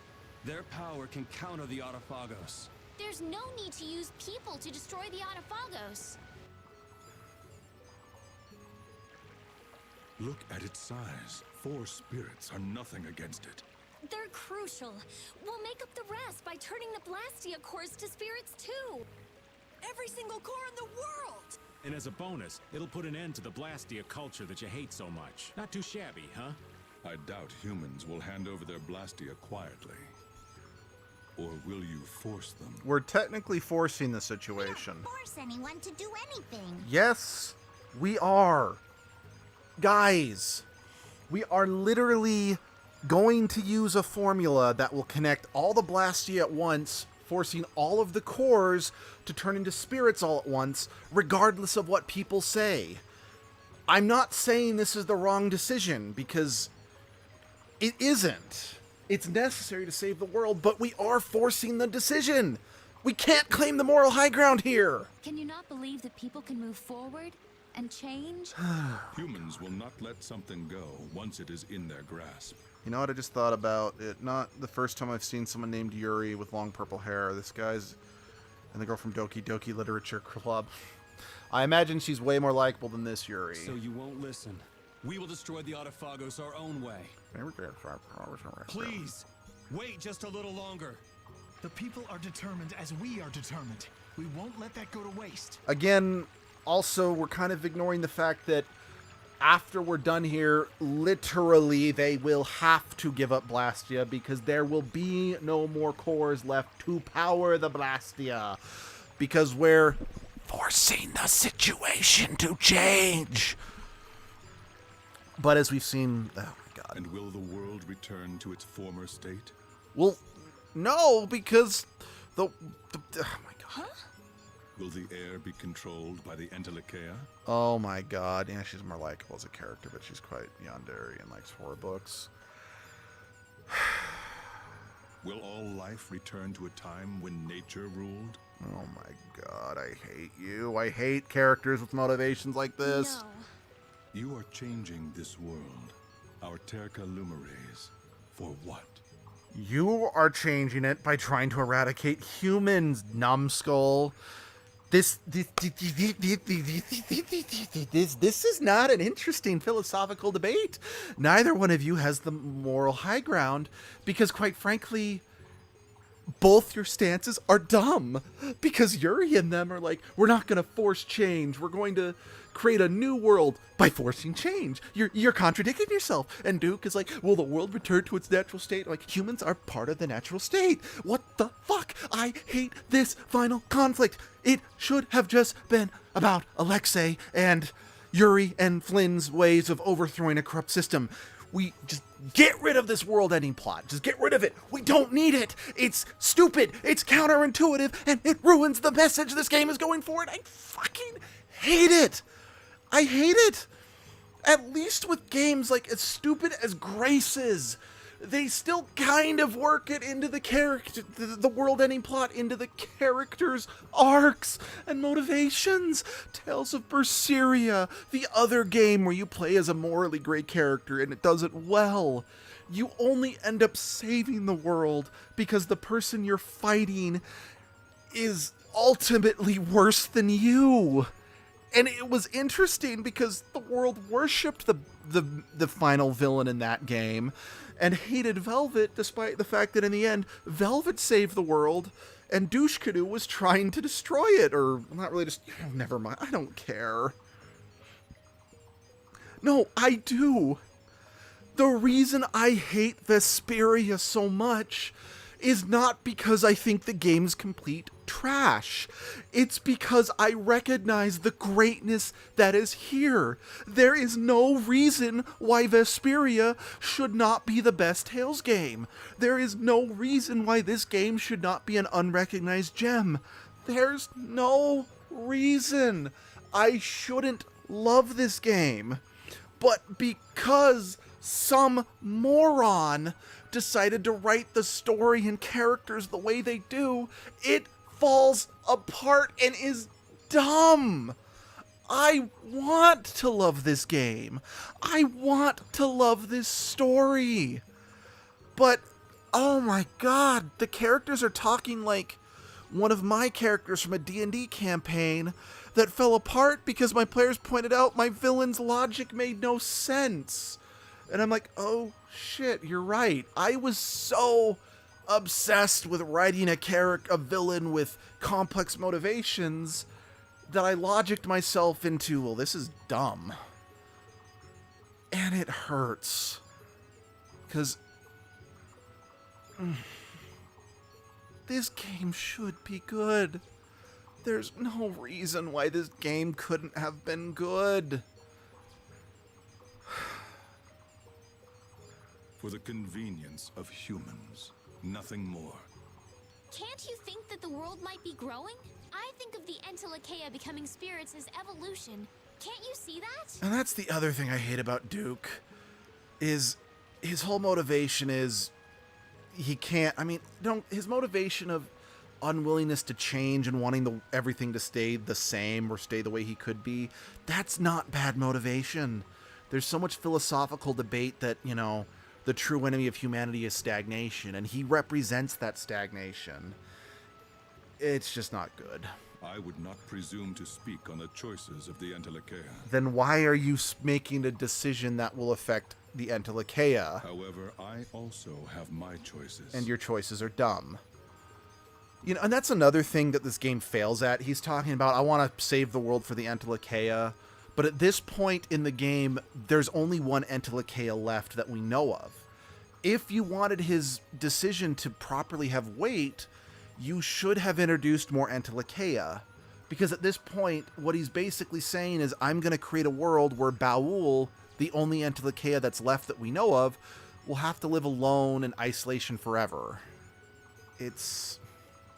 So you won't listen to us because we're humans? You say you can't trust people, so you just drop everything. Then when it's too late, you try to wipe them out? Do you know what this tower is? Tarkaron was once a city, but the ancients turned it into a weapon to destroy the Entelekea. To the ancients who did not recognize the threat of the Blastia, the Entelekea who attacked the Blastia were nothing more than a nuisance. And the air went out of balance, and the Autophagos appeared. Only then did humans listen to the words of the Entelekea. I mean, you're not wrong, but let's be real here. I don't think it's unreasonable for someone, if someone came up and says, you have to, you know, turn off your heat in the dead of winter because it's bad, we're not going to listen to them without proof. I mean, I'm not saying the Entelekea didn't provide proof, but the point is that when that's the thing about tragedies, is they unite people, and that's, anyway.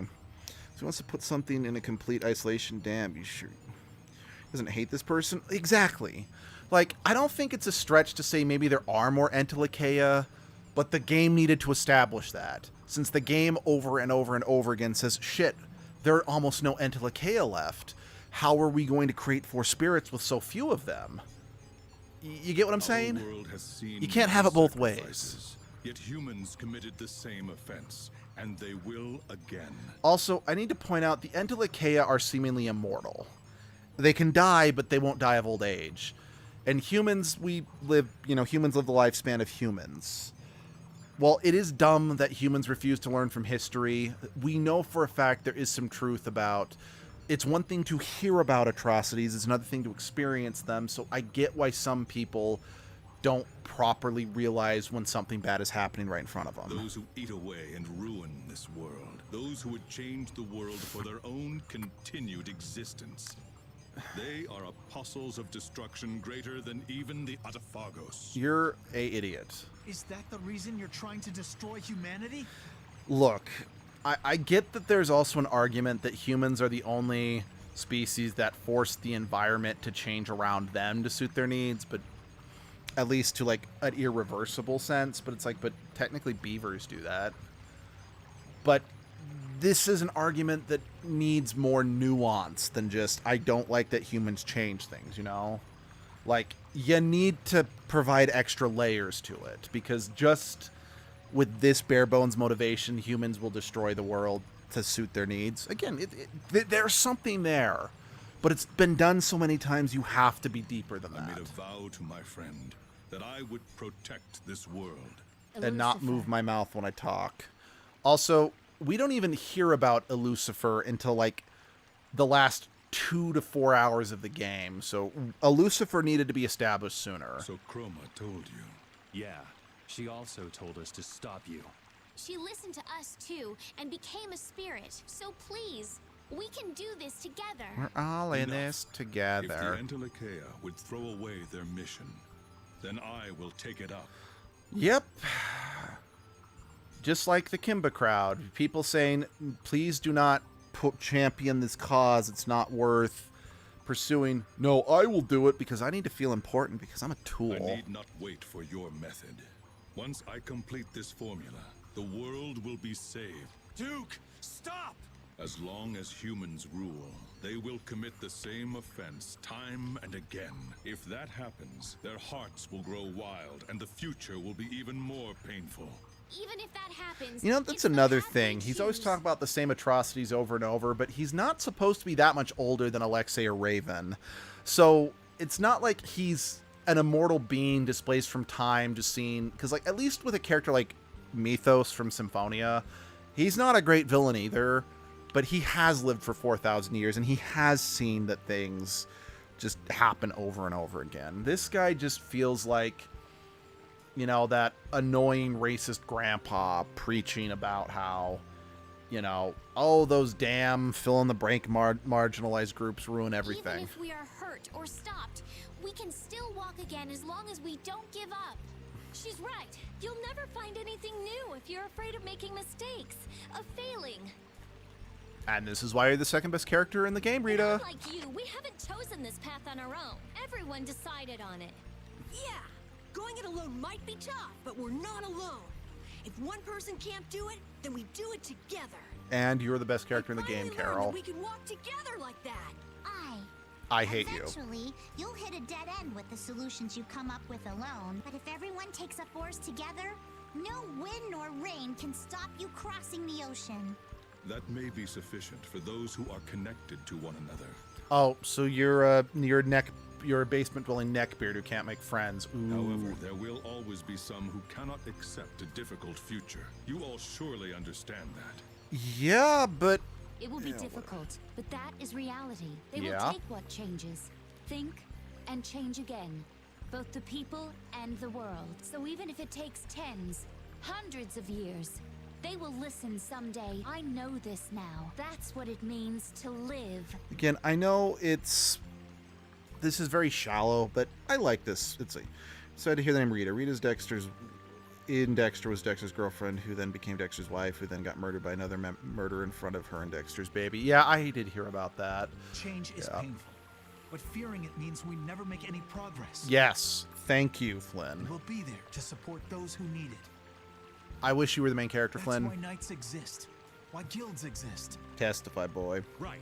There are things you have to protect, but this old man wants to see what lies ahead for people in the next era. See Second how the fools change, for those who can't see them anymore.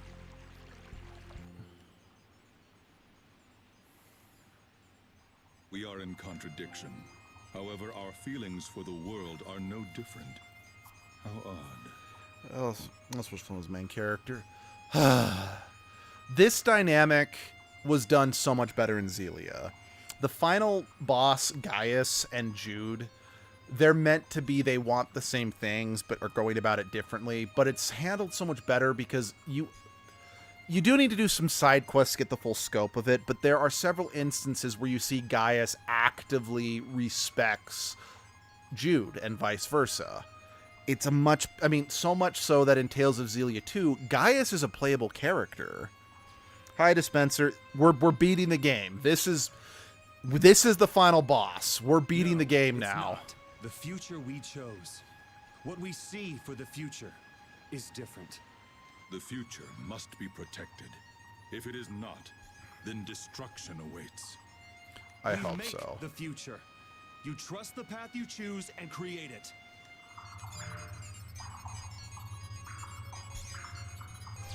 It's not that deep, bro.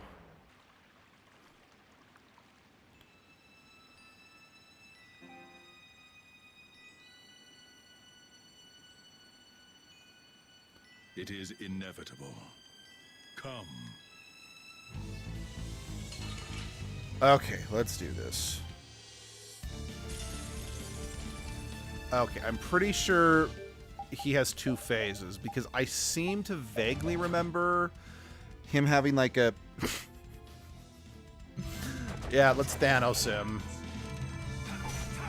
I vaguely remember him having like a powered up form. Now, admittedly, I could be remembering incorrectly. I could be Muffin. That's funny, but Muffin.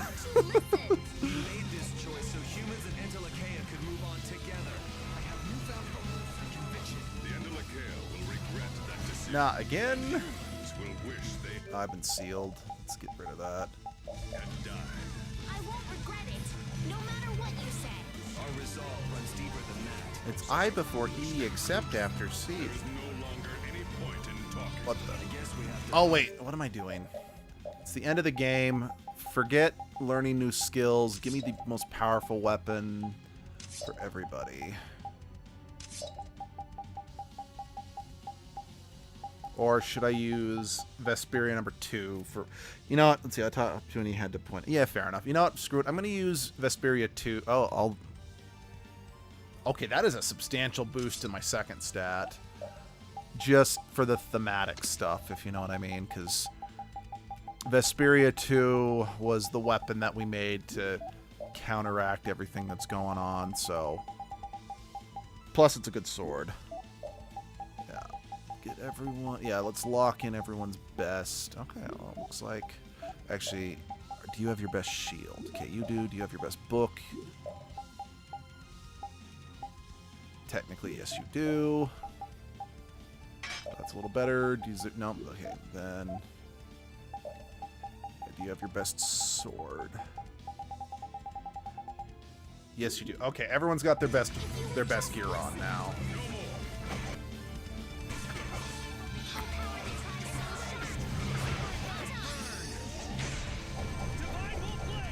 Well, that went to waste.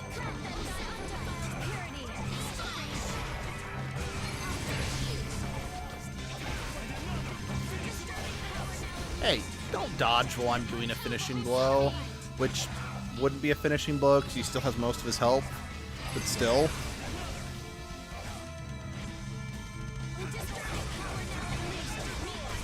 So, I kind of want to ask your guys' opinions. So, the original plan for once I beat Vesperia was I was going to play Sonic X Shadow Generations, and tentatively that is still the plan. Because admittedly, I do actually, since I've never played Sonic Generations. Oh crap! He just went over there. So Mystic Heart is coming. And yeah, tentatively that is still the plan of playing Sonic X Shadow Generations next, because I want to play that game. I've never played Sonic Generations in any form, so I'm going to play Sonic Generations and then do the Shadow stuff set after. But, and I kind of mentioned this on Saturday when I was streaming this, but I've been getting a lot of people requesting that I stream, like, because people have kind of said that my opinions on, like, because if you've never seen me and Sunshine, this was back when, you know, there were still 5 active members on the channel and we were doing like the Let's Plays instead of live streams. They found my opinion on just overly sexualized women in video games interesting, so I was given a list of like video games that exist mostly just for TNA, and they kind of wanted to hear my opinions on them. So I was thinking of adding those games to the Rota as well. So since I've done 2 Sonic games this year, 2 Tails games this year, and 2 Dragon Age games this year, because that's the road I'm currently on, Tails, Sonic, Dragon Age, should I add the fan service games to the Rota, and should I play one of those next, since I haven't done any of them? Or should I stick with Sonic X Shadow Generations, because I already kind of made it clear that that was my intended next game I was going to stream, just so I don't change things after saying one thing, especially since everyone who was probably looking forward to Sonic X Shadow Generations isn't here in this stream to be able to vote on whether or not I stick with it or do something different, if you know what I mean. So what are your guys' opinions? I'd love to hear them. I will say tentatively right now, I'm thinking I should stick with Sonic X Shadow Generations, but yeah. Oh, I haven't looked into Battle Cats yet. I need to. Sorry, I've been busy since yesterday when you. I think it was yesterday, or was it Saturday that you? The point is, I've been busy this weekend, and I haven't had a chance to look into the possibility of doing that one. Okay, so we have one person saying do whatever you want. So, yeah, I'm thinking I want to. Like, as of right now, I'm thinking I do want to stick with Sonic X Shadow Generations. Again, because I do actually want to play that one. And then just bring the fan service game in after that. So it'll go Sonic Loki Peak 2. Okay. So yeah, I'm once again, I'm leaning on sticking with Sonic.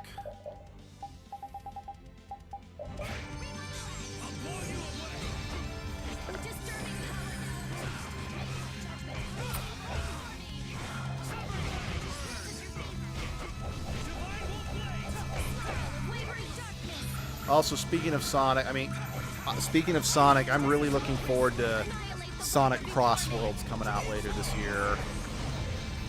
Because I like the Sonic racing games. I don't know if I like them better than... Well, okay. I think probably my favorite kart racer is probably Crash Team Racing Nitro Fuel. That was just fun. I'm not very good at it, but it was fun. And I definitely wouldn't say no to another Crash Bandicoot racing game. But I did also... Well, okay. I got Sonic Team Race. Like, I own all the Sonic kart racer games. I've only really played Sonic Team Racing, and I've played a bit of Transformed. Peak Bandicoot, agreed. That's mostly because I specifically bought the version of Crash Team Racing on the Xbox 360 because that was the version of the game that had Banjo-Kazooie as guest characters. But I think the disc I bought, because it's such an older game, might have been damaged because it only works like half the time. So I didn't get to play that one very much. But yeah, I think the only reason why I didn't like Sonic Team Racing as much, or I didn't get as much out of it as Mario Kart or Crash Bandicoot, is the online community didn't last as long, and the solo stuff was more frustrating in some places. You're pretty strong yourself. How unfortunate. I wish I could walk together with you all a while longer. Perhaps we would have had a different encounter. It's not too late. It is. My path was set when the Adafagos covered the sky. Oh yeah, I mean, for real.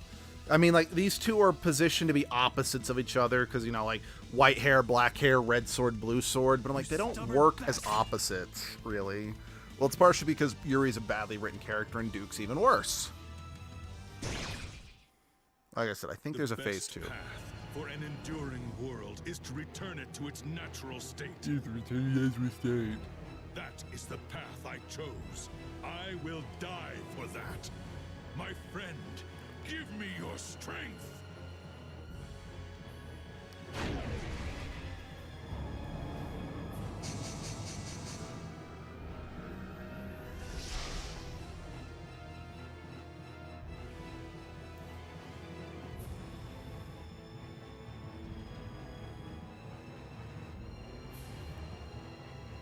Yeah, I was right. There is a phase 2. He does have a second form. Hey, look, he armatized. That's not supposed to... No, we think they didn't get nuked. It's like, he's not supposed to... Armatization's not supposed to be a thing till Zestiria. Spirit? Huh. I'm torn between whether or not that design is good or absolute dog shit. Just because I feel like being in a negative mood, I'm gonna go with dog shit. How could the Antilochaea agree to such an uncertain plan? It's not uncertain. We did it. The Antilochaea became spirits, using the spirits to defeat the Adafagos. So, I could be wrong about this, but I think given the fact that he says, "Give me your strength, my friend," I think is the implication that he has a Lucifer's, what's it called? He has a Lucifer's apatheia with him, and he's now using it to power himself. I am basing that off nothing, and that's just the only way I could seem to justify him having this powered up form. So if I am somehow right, the game needed to be way more specific on what he was talking about. Like everything else in this game, it needed to narrow its scope and make what we got good, rather than just stuffing the game full of all this shit to try to make the game feel grand and epic. Because again, prime example, a lot of people don't like Dragon Age 2 because they feel it's a massive downgrade from Dragon Age 1. And to be fair, they're not entirely wrong to feel that way. It is, in many ways, Dragon Age 2 is a massive step back from Dragon Age 1. But I don't mind it because Dragon Age 2, for the most part, does such a good job of focusing on the characters and making the story about their emotional journey and how they change throughout the story that it doesn't bother me. Because the story, even though it is technically a smaller... The story is technically on a much smaller scale, it feels grand and epic. Okay, I know that this is probably a stretch, but I genuinely feel like that was clearly a Sephiroth ripoff with, you know, since Sephiroth's whole thing is Meteor, Big Bang. Yeah, it's supposed to be a... Yay, spatial... Whatever, I really think I should have kept Flynn with, yeah, you know what, I think we need to, not arts, equipment, we're putting the, oh wait, I equipped it to, shoot, I equipped it to Judith, and I can't change the equipment of, I can only change the equipment of active players, so I'm stuck without the, yeah, I'm stuck without that. Okay. Let's see, imaginary technique, scripted attack, for real.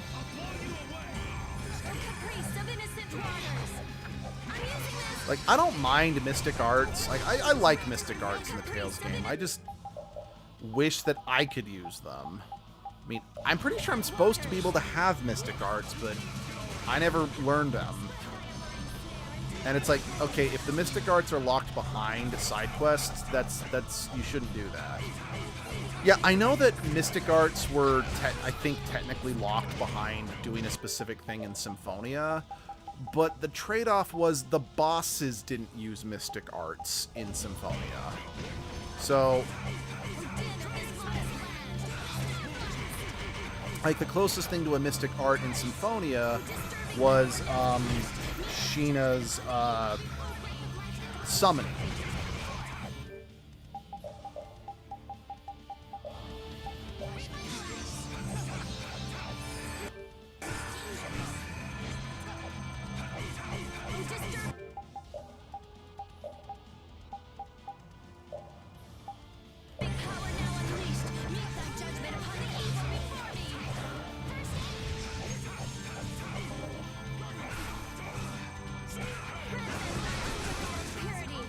So yeah, again, so the fact that really the only character who could use a Mystic Art in Symphonia was already an ally, it didn't bug me that the only Lloyd's Mystic Art was like locked behind like very specific requirements.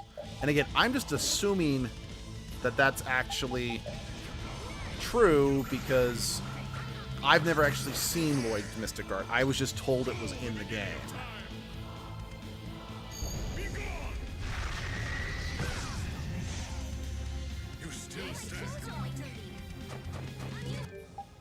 Damn it, Rita.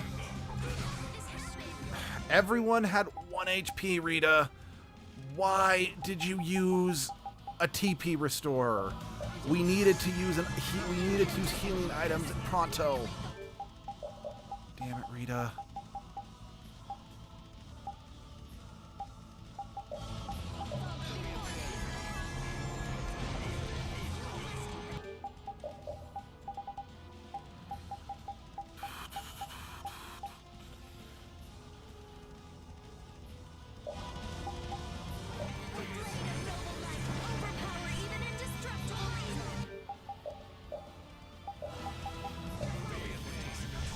I've only got 3 hourglasses, so I can't spam them. Oh, actually, I've only got 2 now since I've already used one of them. But yeah, we're gonna use it's the final boss fight, so we're absolutely going to use most of them. Let's see. Are you shitting me? You're already... Ugh, fuck. I am so mad that I didn't remember that Duke could do these status abilities. I'm gonna have to probably save those Panacea bottles for if he does them to Estelle.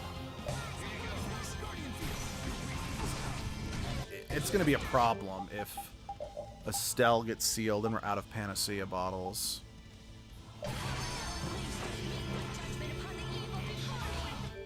Don't mind me, I am just doing...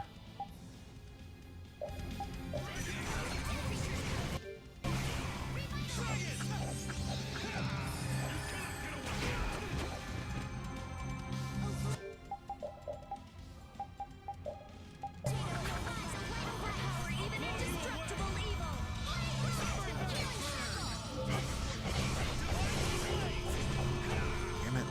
That did not work out like I hoped it would have.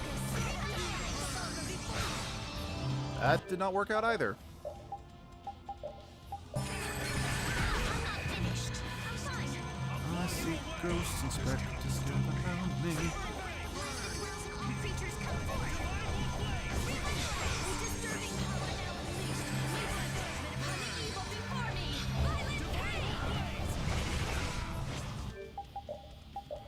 No, you're not using that. You are using this, Estelle. I'm out of all divides. I'm out of hourglasses. You've taken out about a quarter of his health.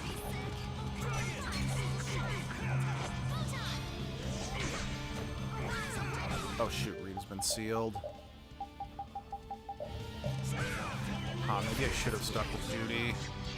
Shit, I have been sealed. Everyone's been sealed. Okay, oh, now Rita's dead. Ah, man, I do... Alright, we'll be here for a while. I miss how the later Tales games allow us to swap active party members. Well, okay, to be fair, they allow us to swap active party members because, like in... what's it called? Probably because healing... or like resurrection techniques aren't as widespread in the later Tales games. Since they're like, okay, instead of letting you be healed, instead of letting you being resurrected, we'll just give you the ability to, no, motherfuck bucket.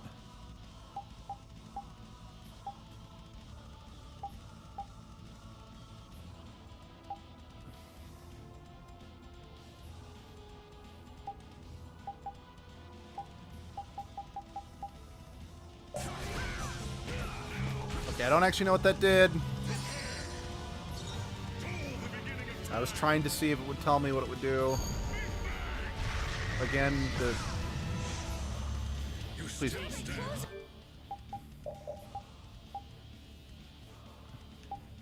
Doesn't appear to have done anything. Okay.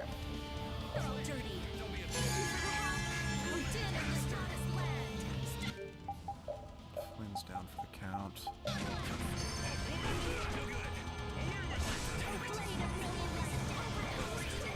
I'm down for the count. Yeah, I think I should have used Judy in this fight instead of Rita. I figured me and Flynn would be enough to keep the pressure on, but I was clearly mistaken.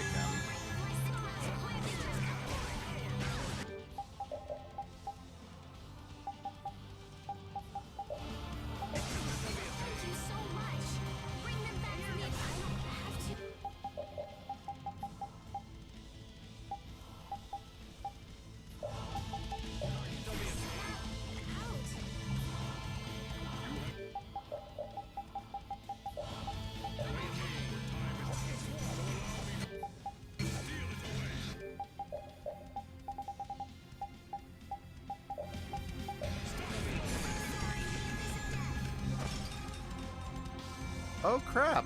You have no need for time itself. So allow me to steal it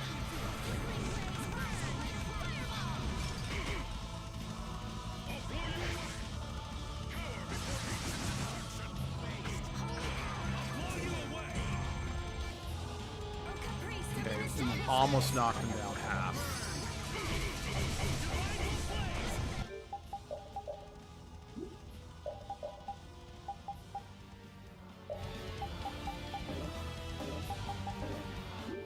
Right, Rita doesn't have the ability to use items on other people except for...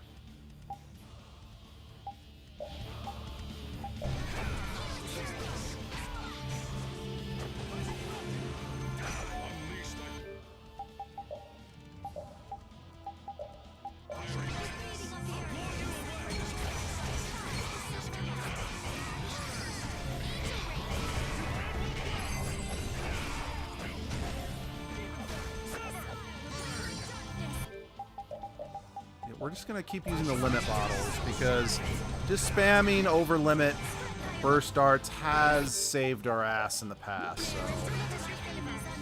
this game's already broken, so why try to fix it, right?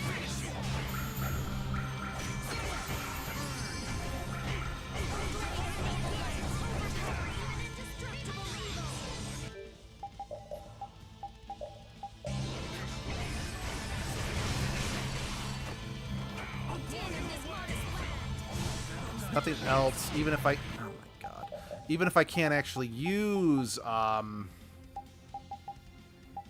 the burst darts, at the very least, me going over limit stuns him for a few seconds. Or a second. So, it is worth... It is worth doing over limit.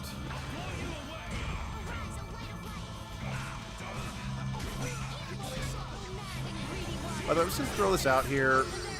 You know, him just having the sword levitate around him doesn't really give off the impression he's like this legendary swordsman warrior. It just seems like he's a discount Sith Lord. I mean, don't get me wrong, that is an impressive feat in and of itself, but it doesn't have the desired effect on his badassery or whatever, you know? And again, maybe I'm the problem. Be gone, thought. Okay. Last one.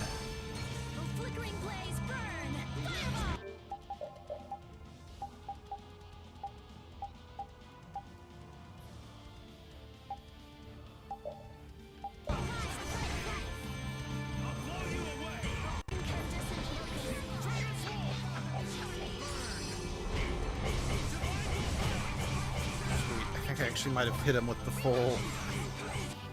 We have like a little more than 1/4 of his health left to go. Okay, let's get. Fuck it. We're gonna use our last specific. Okay, I have basically burned through almost all the super rare items in the game, except for the limit bottles. I still have 6 of those. Okay. Even if I'm sealed, I can still go over limit. Although that didn't stun him as much like I had hoped it would. Again, this game's over limit is the worst over limit in the entire franchise. It's a joke. Then again, I think that's just further proof that they wanted this game to be the hardest Tales game in the series. And bully for you, I think you succeeded.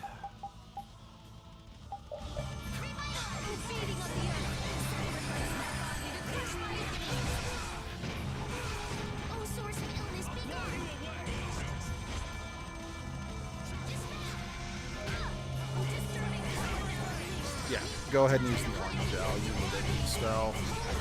Shit, Flynn needs the orange gel too. Okay, Flynn, you have my permission to use... Actually, take the pineapple gel.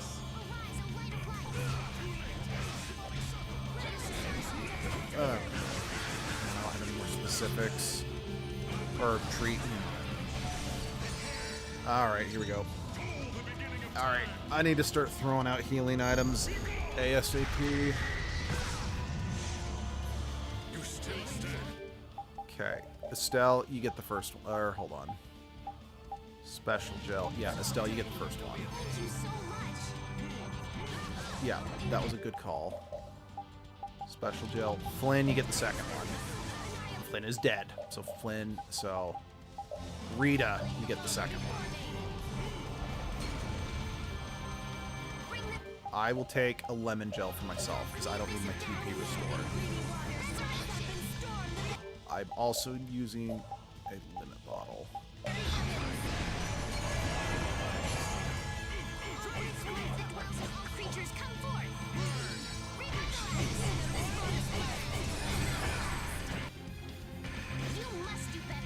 Okay. We've knocked him down. Okay, he's out of the 6 digits. We're just down to the 5 digits.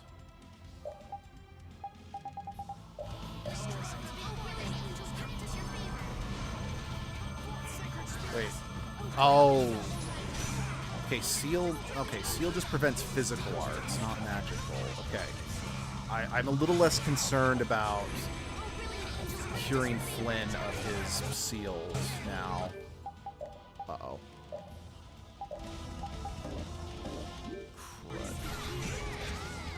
That good.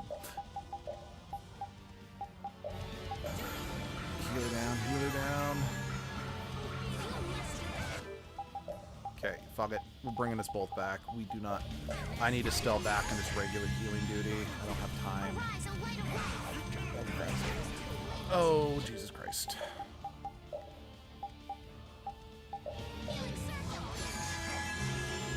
Over limit, over limit, over limit.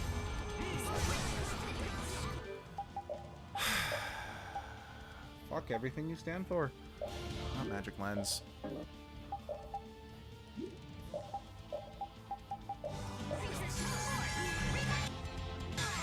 Oh, thank God.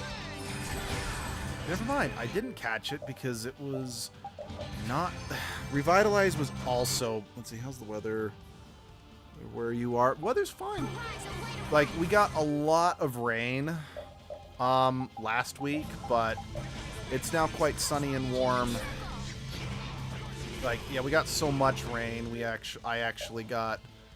Because I work construction, I actually had to get sent home early a couple days because the ground was too muddy and too slick for us to safely do anything. Good, going good. Limit bottle, limit bottle, limit bottle, limit bottle.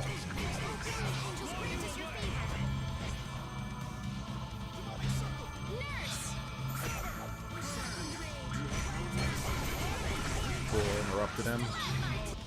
Interrupted me too, but that's fine. I'm not gonna bother unsealing me. Crap. Oh, wait. Not? I can still use arts? What the fuck? I'm confused.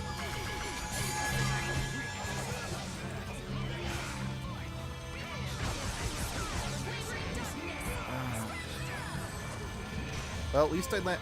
Oh, and we beat him. Accept your fate, Duke. I shall end it all with this. We'll defend the world our own way. Also, violence is bad. Tip your waitresses. Yeah. All right. Again, I don't remember having a phase 3. I'm sorry. Lucifer. I could not keep my promise. Violence is the answer right after we just beat the shit out of him. Look, I'm okay with violence not being the answer messages. I don't know what Lucifer was like, so this doesn't mean much coming from me. But it doesn't work after we just beat... But if Lucifer fought for humans during the Great War, then I don't think he'd want his friend to reject humanity. Lucifer's wish to protect the world. Peace for all living things.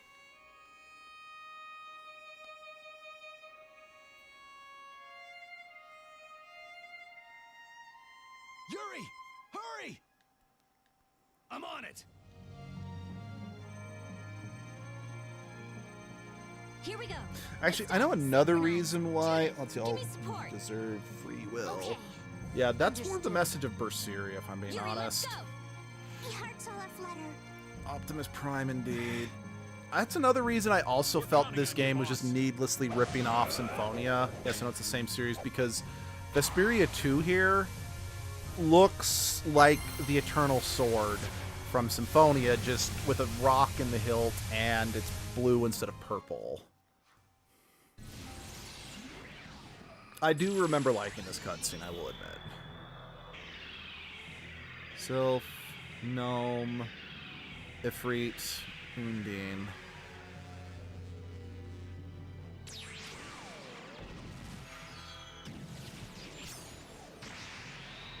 Why is Gnome purple instead of brown?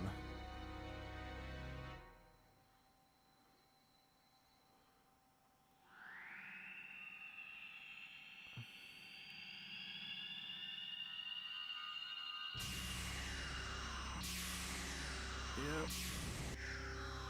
Anime. Well, anime outro. So yes, we're now stripping away all the Blastia cores, including the cores for the barriers. Yep, there go our Bodhi Blastia cores.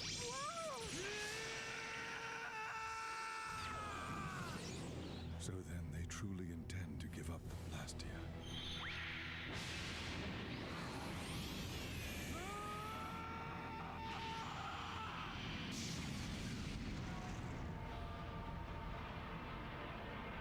Yeah, exactly. It's over? Oh, no way. Our plan isn't working. Yeah, we should have seen, like, Raven's heart Just a little more.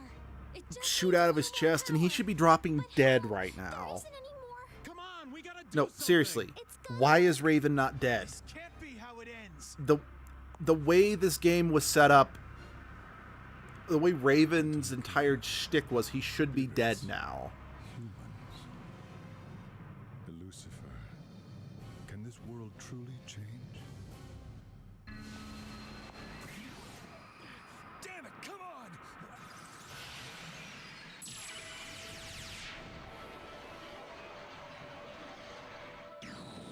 This is also stupid. Like, you beat Duke in a fight, and just now he's magically willing to believe in your plan. I'm like, I don't believe... Yeah, Pete. Yeah, again, I do like the cutscene, even if some of the stuff just doesn't make a ton of sense. It's just... It's just very shallow, because Duke is very shallow, you know? Come on! Let's hit him with the big feather duster. Again, admittedly, that is kind of silly. It is silly looking, but I don't mind it. I think it's... Thematically, it's satisfying. Seeing, like, the energy that you went out of your way to build literally striking the Autophagos down. I'm like, it's... Spirits. I'm okay with You it. mean all of them? Awesome. Power of All friendship. the Antilochea who became Autophagos, they all transformed into these spirits. Which So makes the the Autophagos fact was that also Duke part of this destroyed a world. Apatheia earlier in the game kind of sucked, because it could have had a second life Beautiful. as a spirit. It is.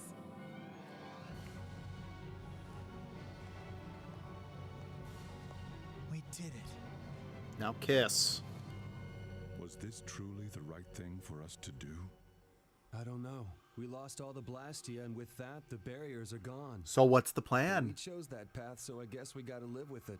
As long as we're still alive, we'll be okay. You are strong. He's young. Yeah, well. Yeah, but that's he's because stupid. I'm not alone. Like, again, I don't disagree. The Blastia had to go. Because if it didn't go, we would have all died. See you around. But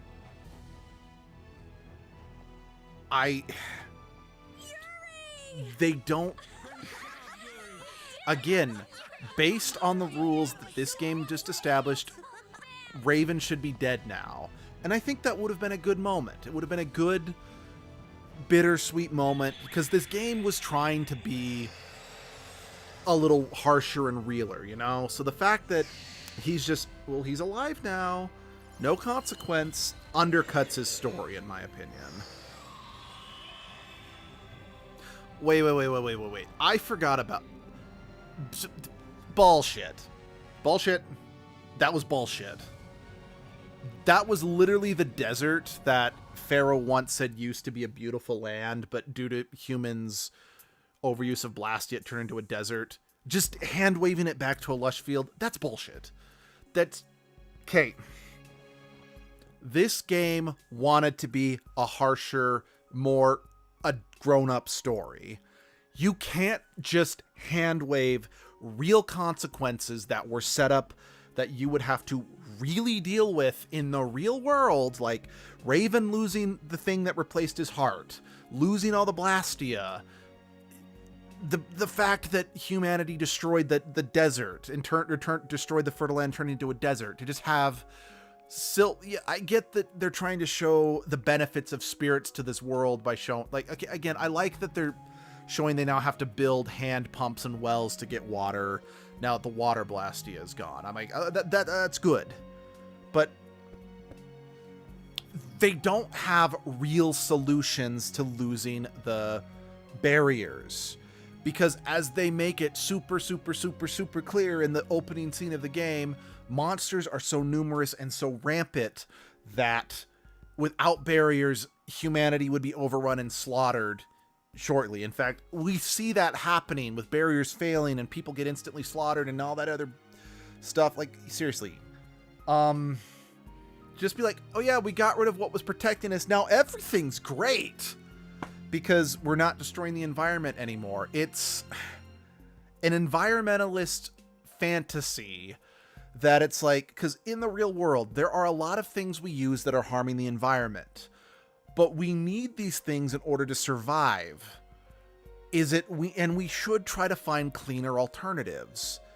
But to just act like if we just immediately get rid of all the things that are harming the environment without a proper plan in place, that the world will just not only keep on spinning, but just instantly improve, you know? I hate this ending because this game set itself up as having real stakes with real problems that are relatable in the real world. You can't just hand wave it and have this everything is happy ending, you know? You can't do that. That is why Berseria is such a good game and why I think it's an unrecognized masterpiece, and I'd argue is the best Tales game. I don't recommend it as like your first Tales game if you want to get into the series. I'd recommend starting with Xelia, the GameCube version of Symphonia if you can find it that's not hundreds of dollars. I do think, heck, even Abyss. I'm not the biggest fan of Abyss, but the only reason why I recommend it over Symphonia is the two versions of Abyss that are on the market both run pretty stably, whereas most versions of Symphonia have frame rate issues, except for the original. But yeah, in Berseria, it sets up real consequences that would have real lasting effects that can't just be hand-waved away, and it's not hand-waved away. Velvet, massive spoilers for Tales of Berseria for those who want to play it. Velvet has, I'm not going to specify, Velvet does have to answer for everything she does. So the game doesn't hand wave it so she can just have a perfect happy ending with nothing awful to show for it. No, she is held accountable for everything she does. There are real consequences. And while none of the playable characters die, admittedly, there is death aplenty in Berseria. So, yeah. Because at least with a game like Tales of Graces, Tales of Symphonia, Tales of Abyss tackles harsher subjects, and, well, it does get a happy ending. It does work for the story it was telling, because it does still kind of have one foot in the realm of fantastical. But like Graces, Symphonia, and especially Hearts, I'm willing to hand wave the happy endings in those games because they feel more grounded in fairy tale, where living happily ever after is what's expected. It's not cop out, if you know what I mean, but I can't let that go with this one. This bugs me. This bugs me a lot. Because this game wanted to be more. It wanted to be deeper. And it's not. It throws in deeper, darker elements, like Yuri being willing to murder corrupt politicians, which, for the record, I don't have a problem with that. Biddy biddy do, first law of thermodynamics. But yeah,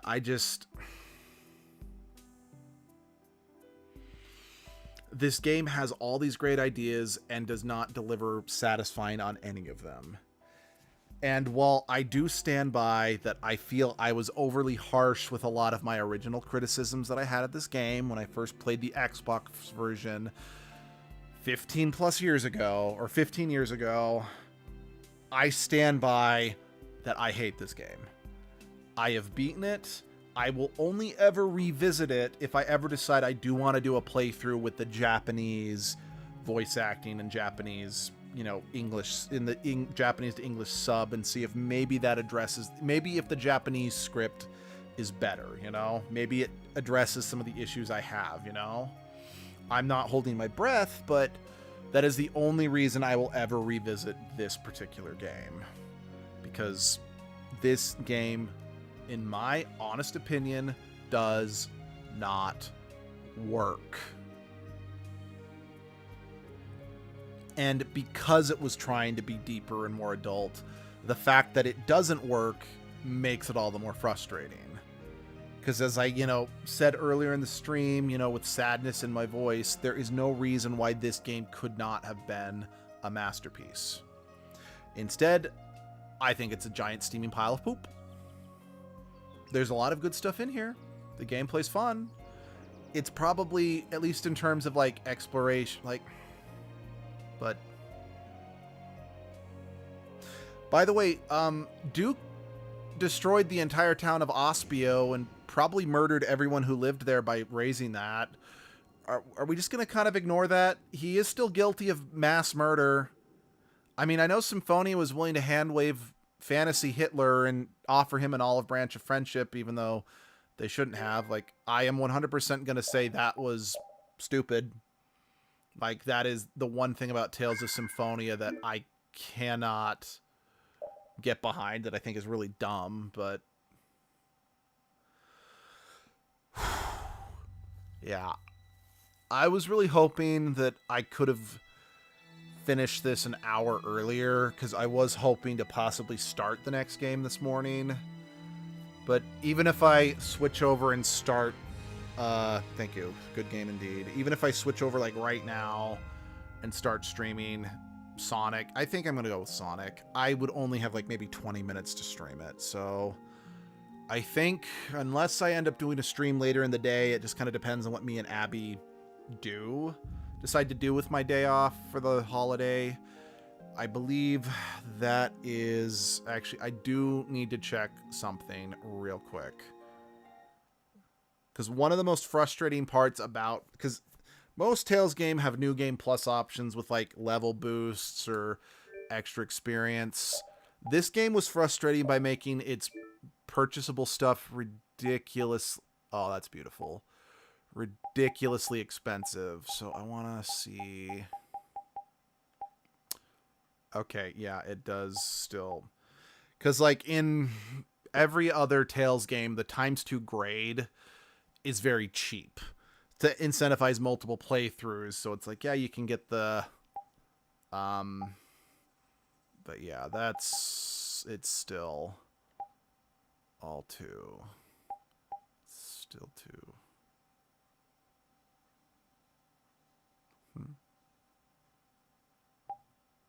some of these things, like the skill SP, I get why it's so expensive.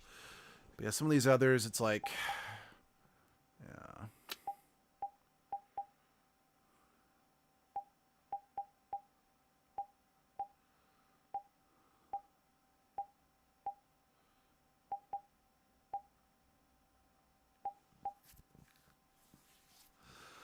Yeah.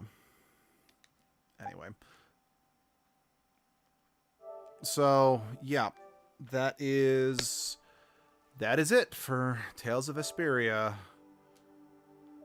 Curious if what the add-ons are. Right, it was just some free stuff I downloaded. So yeah, that's it for Tales of Vesperia Definitive Edition. I think I'm probably safe to say that I'm probably going to be done with this game forever. So whenever we stream, yeah, we still have Edgelord for Digimon Story Cyber Sleuth, and I do think I am going to stream Sonic next, and then start on the fan servicey games. Yeah, I think.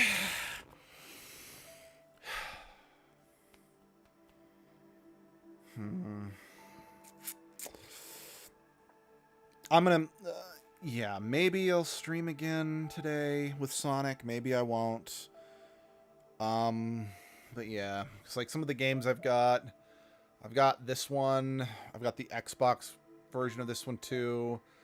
I got this one. I've got some of the Dead or Alive Extreme games.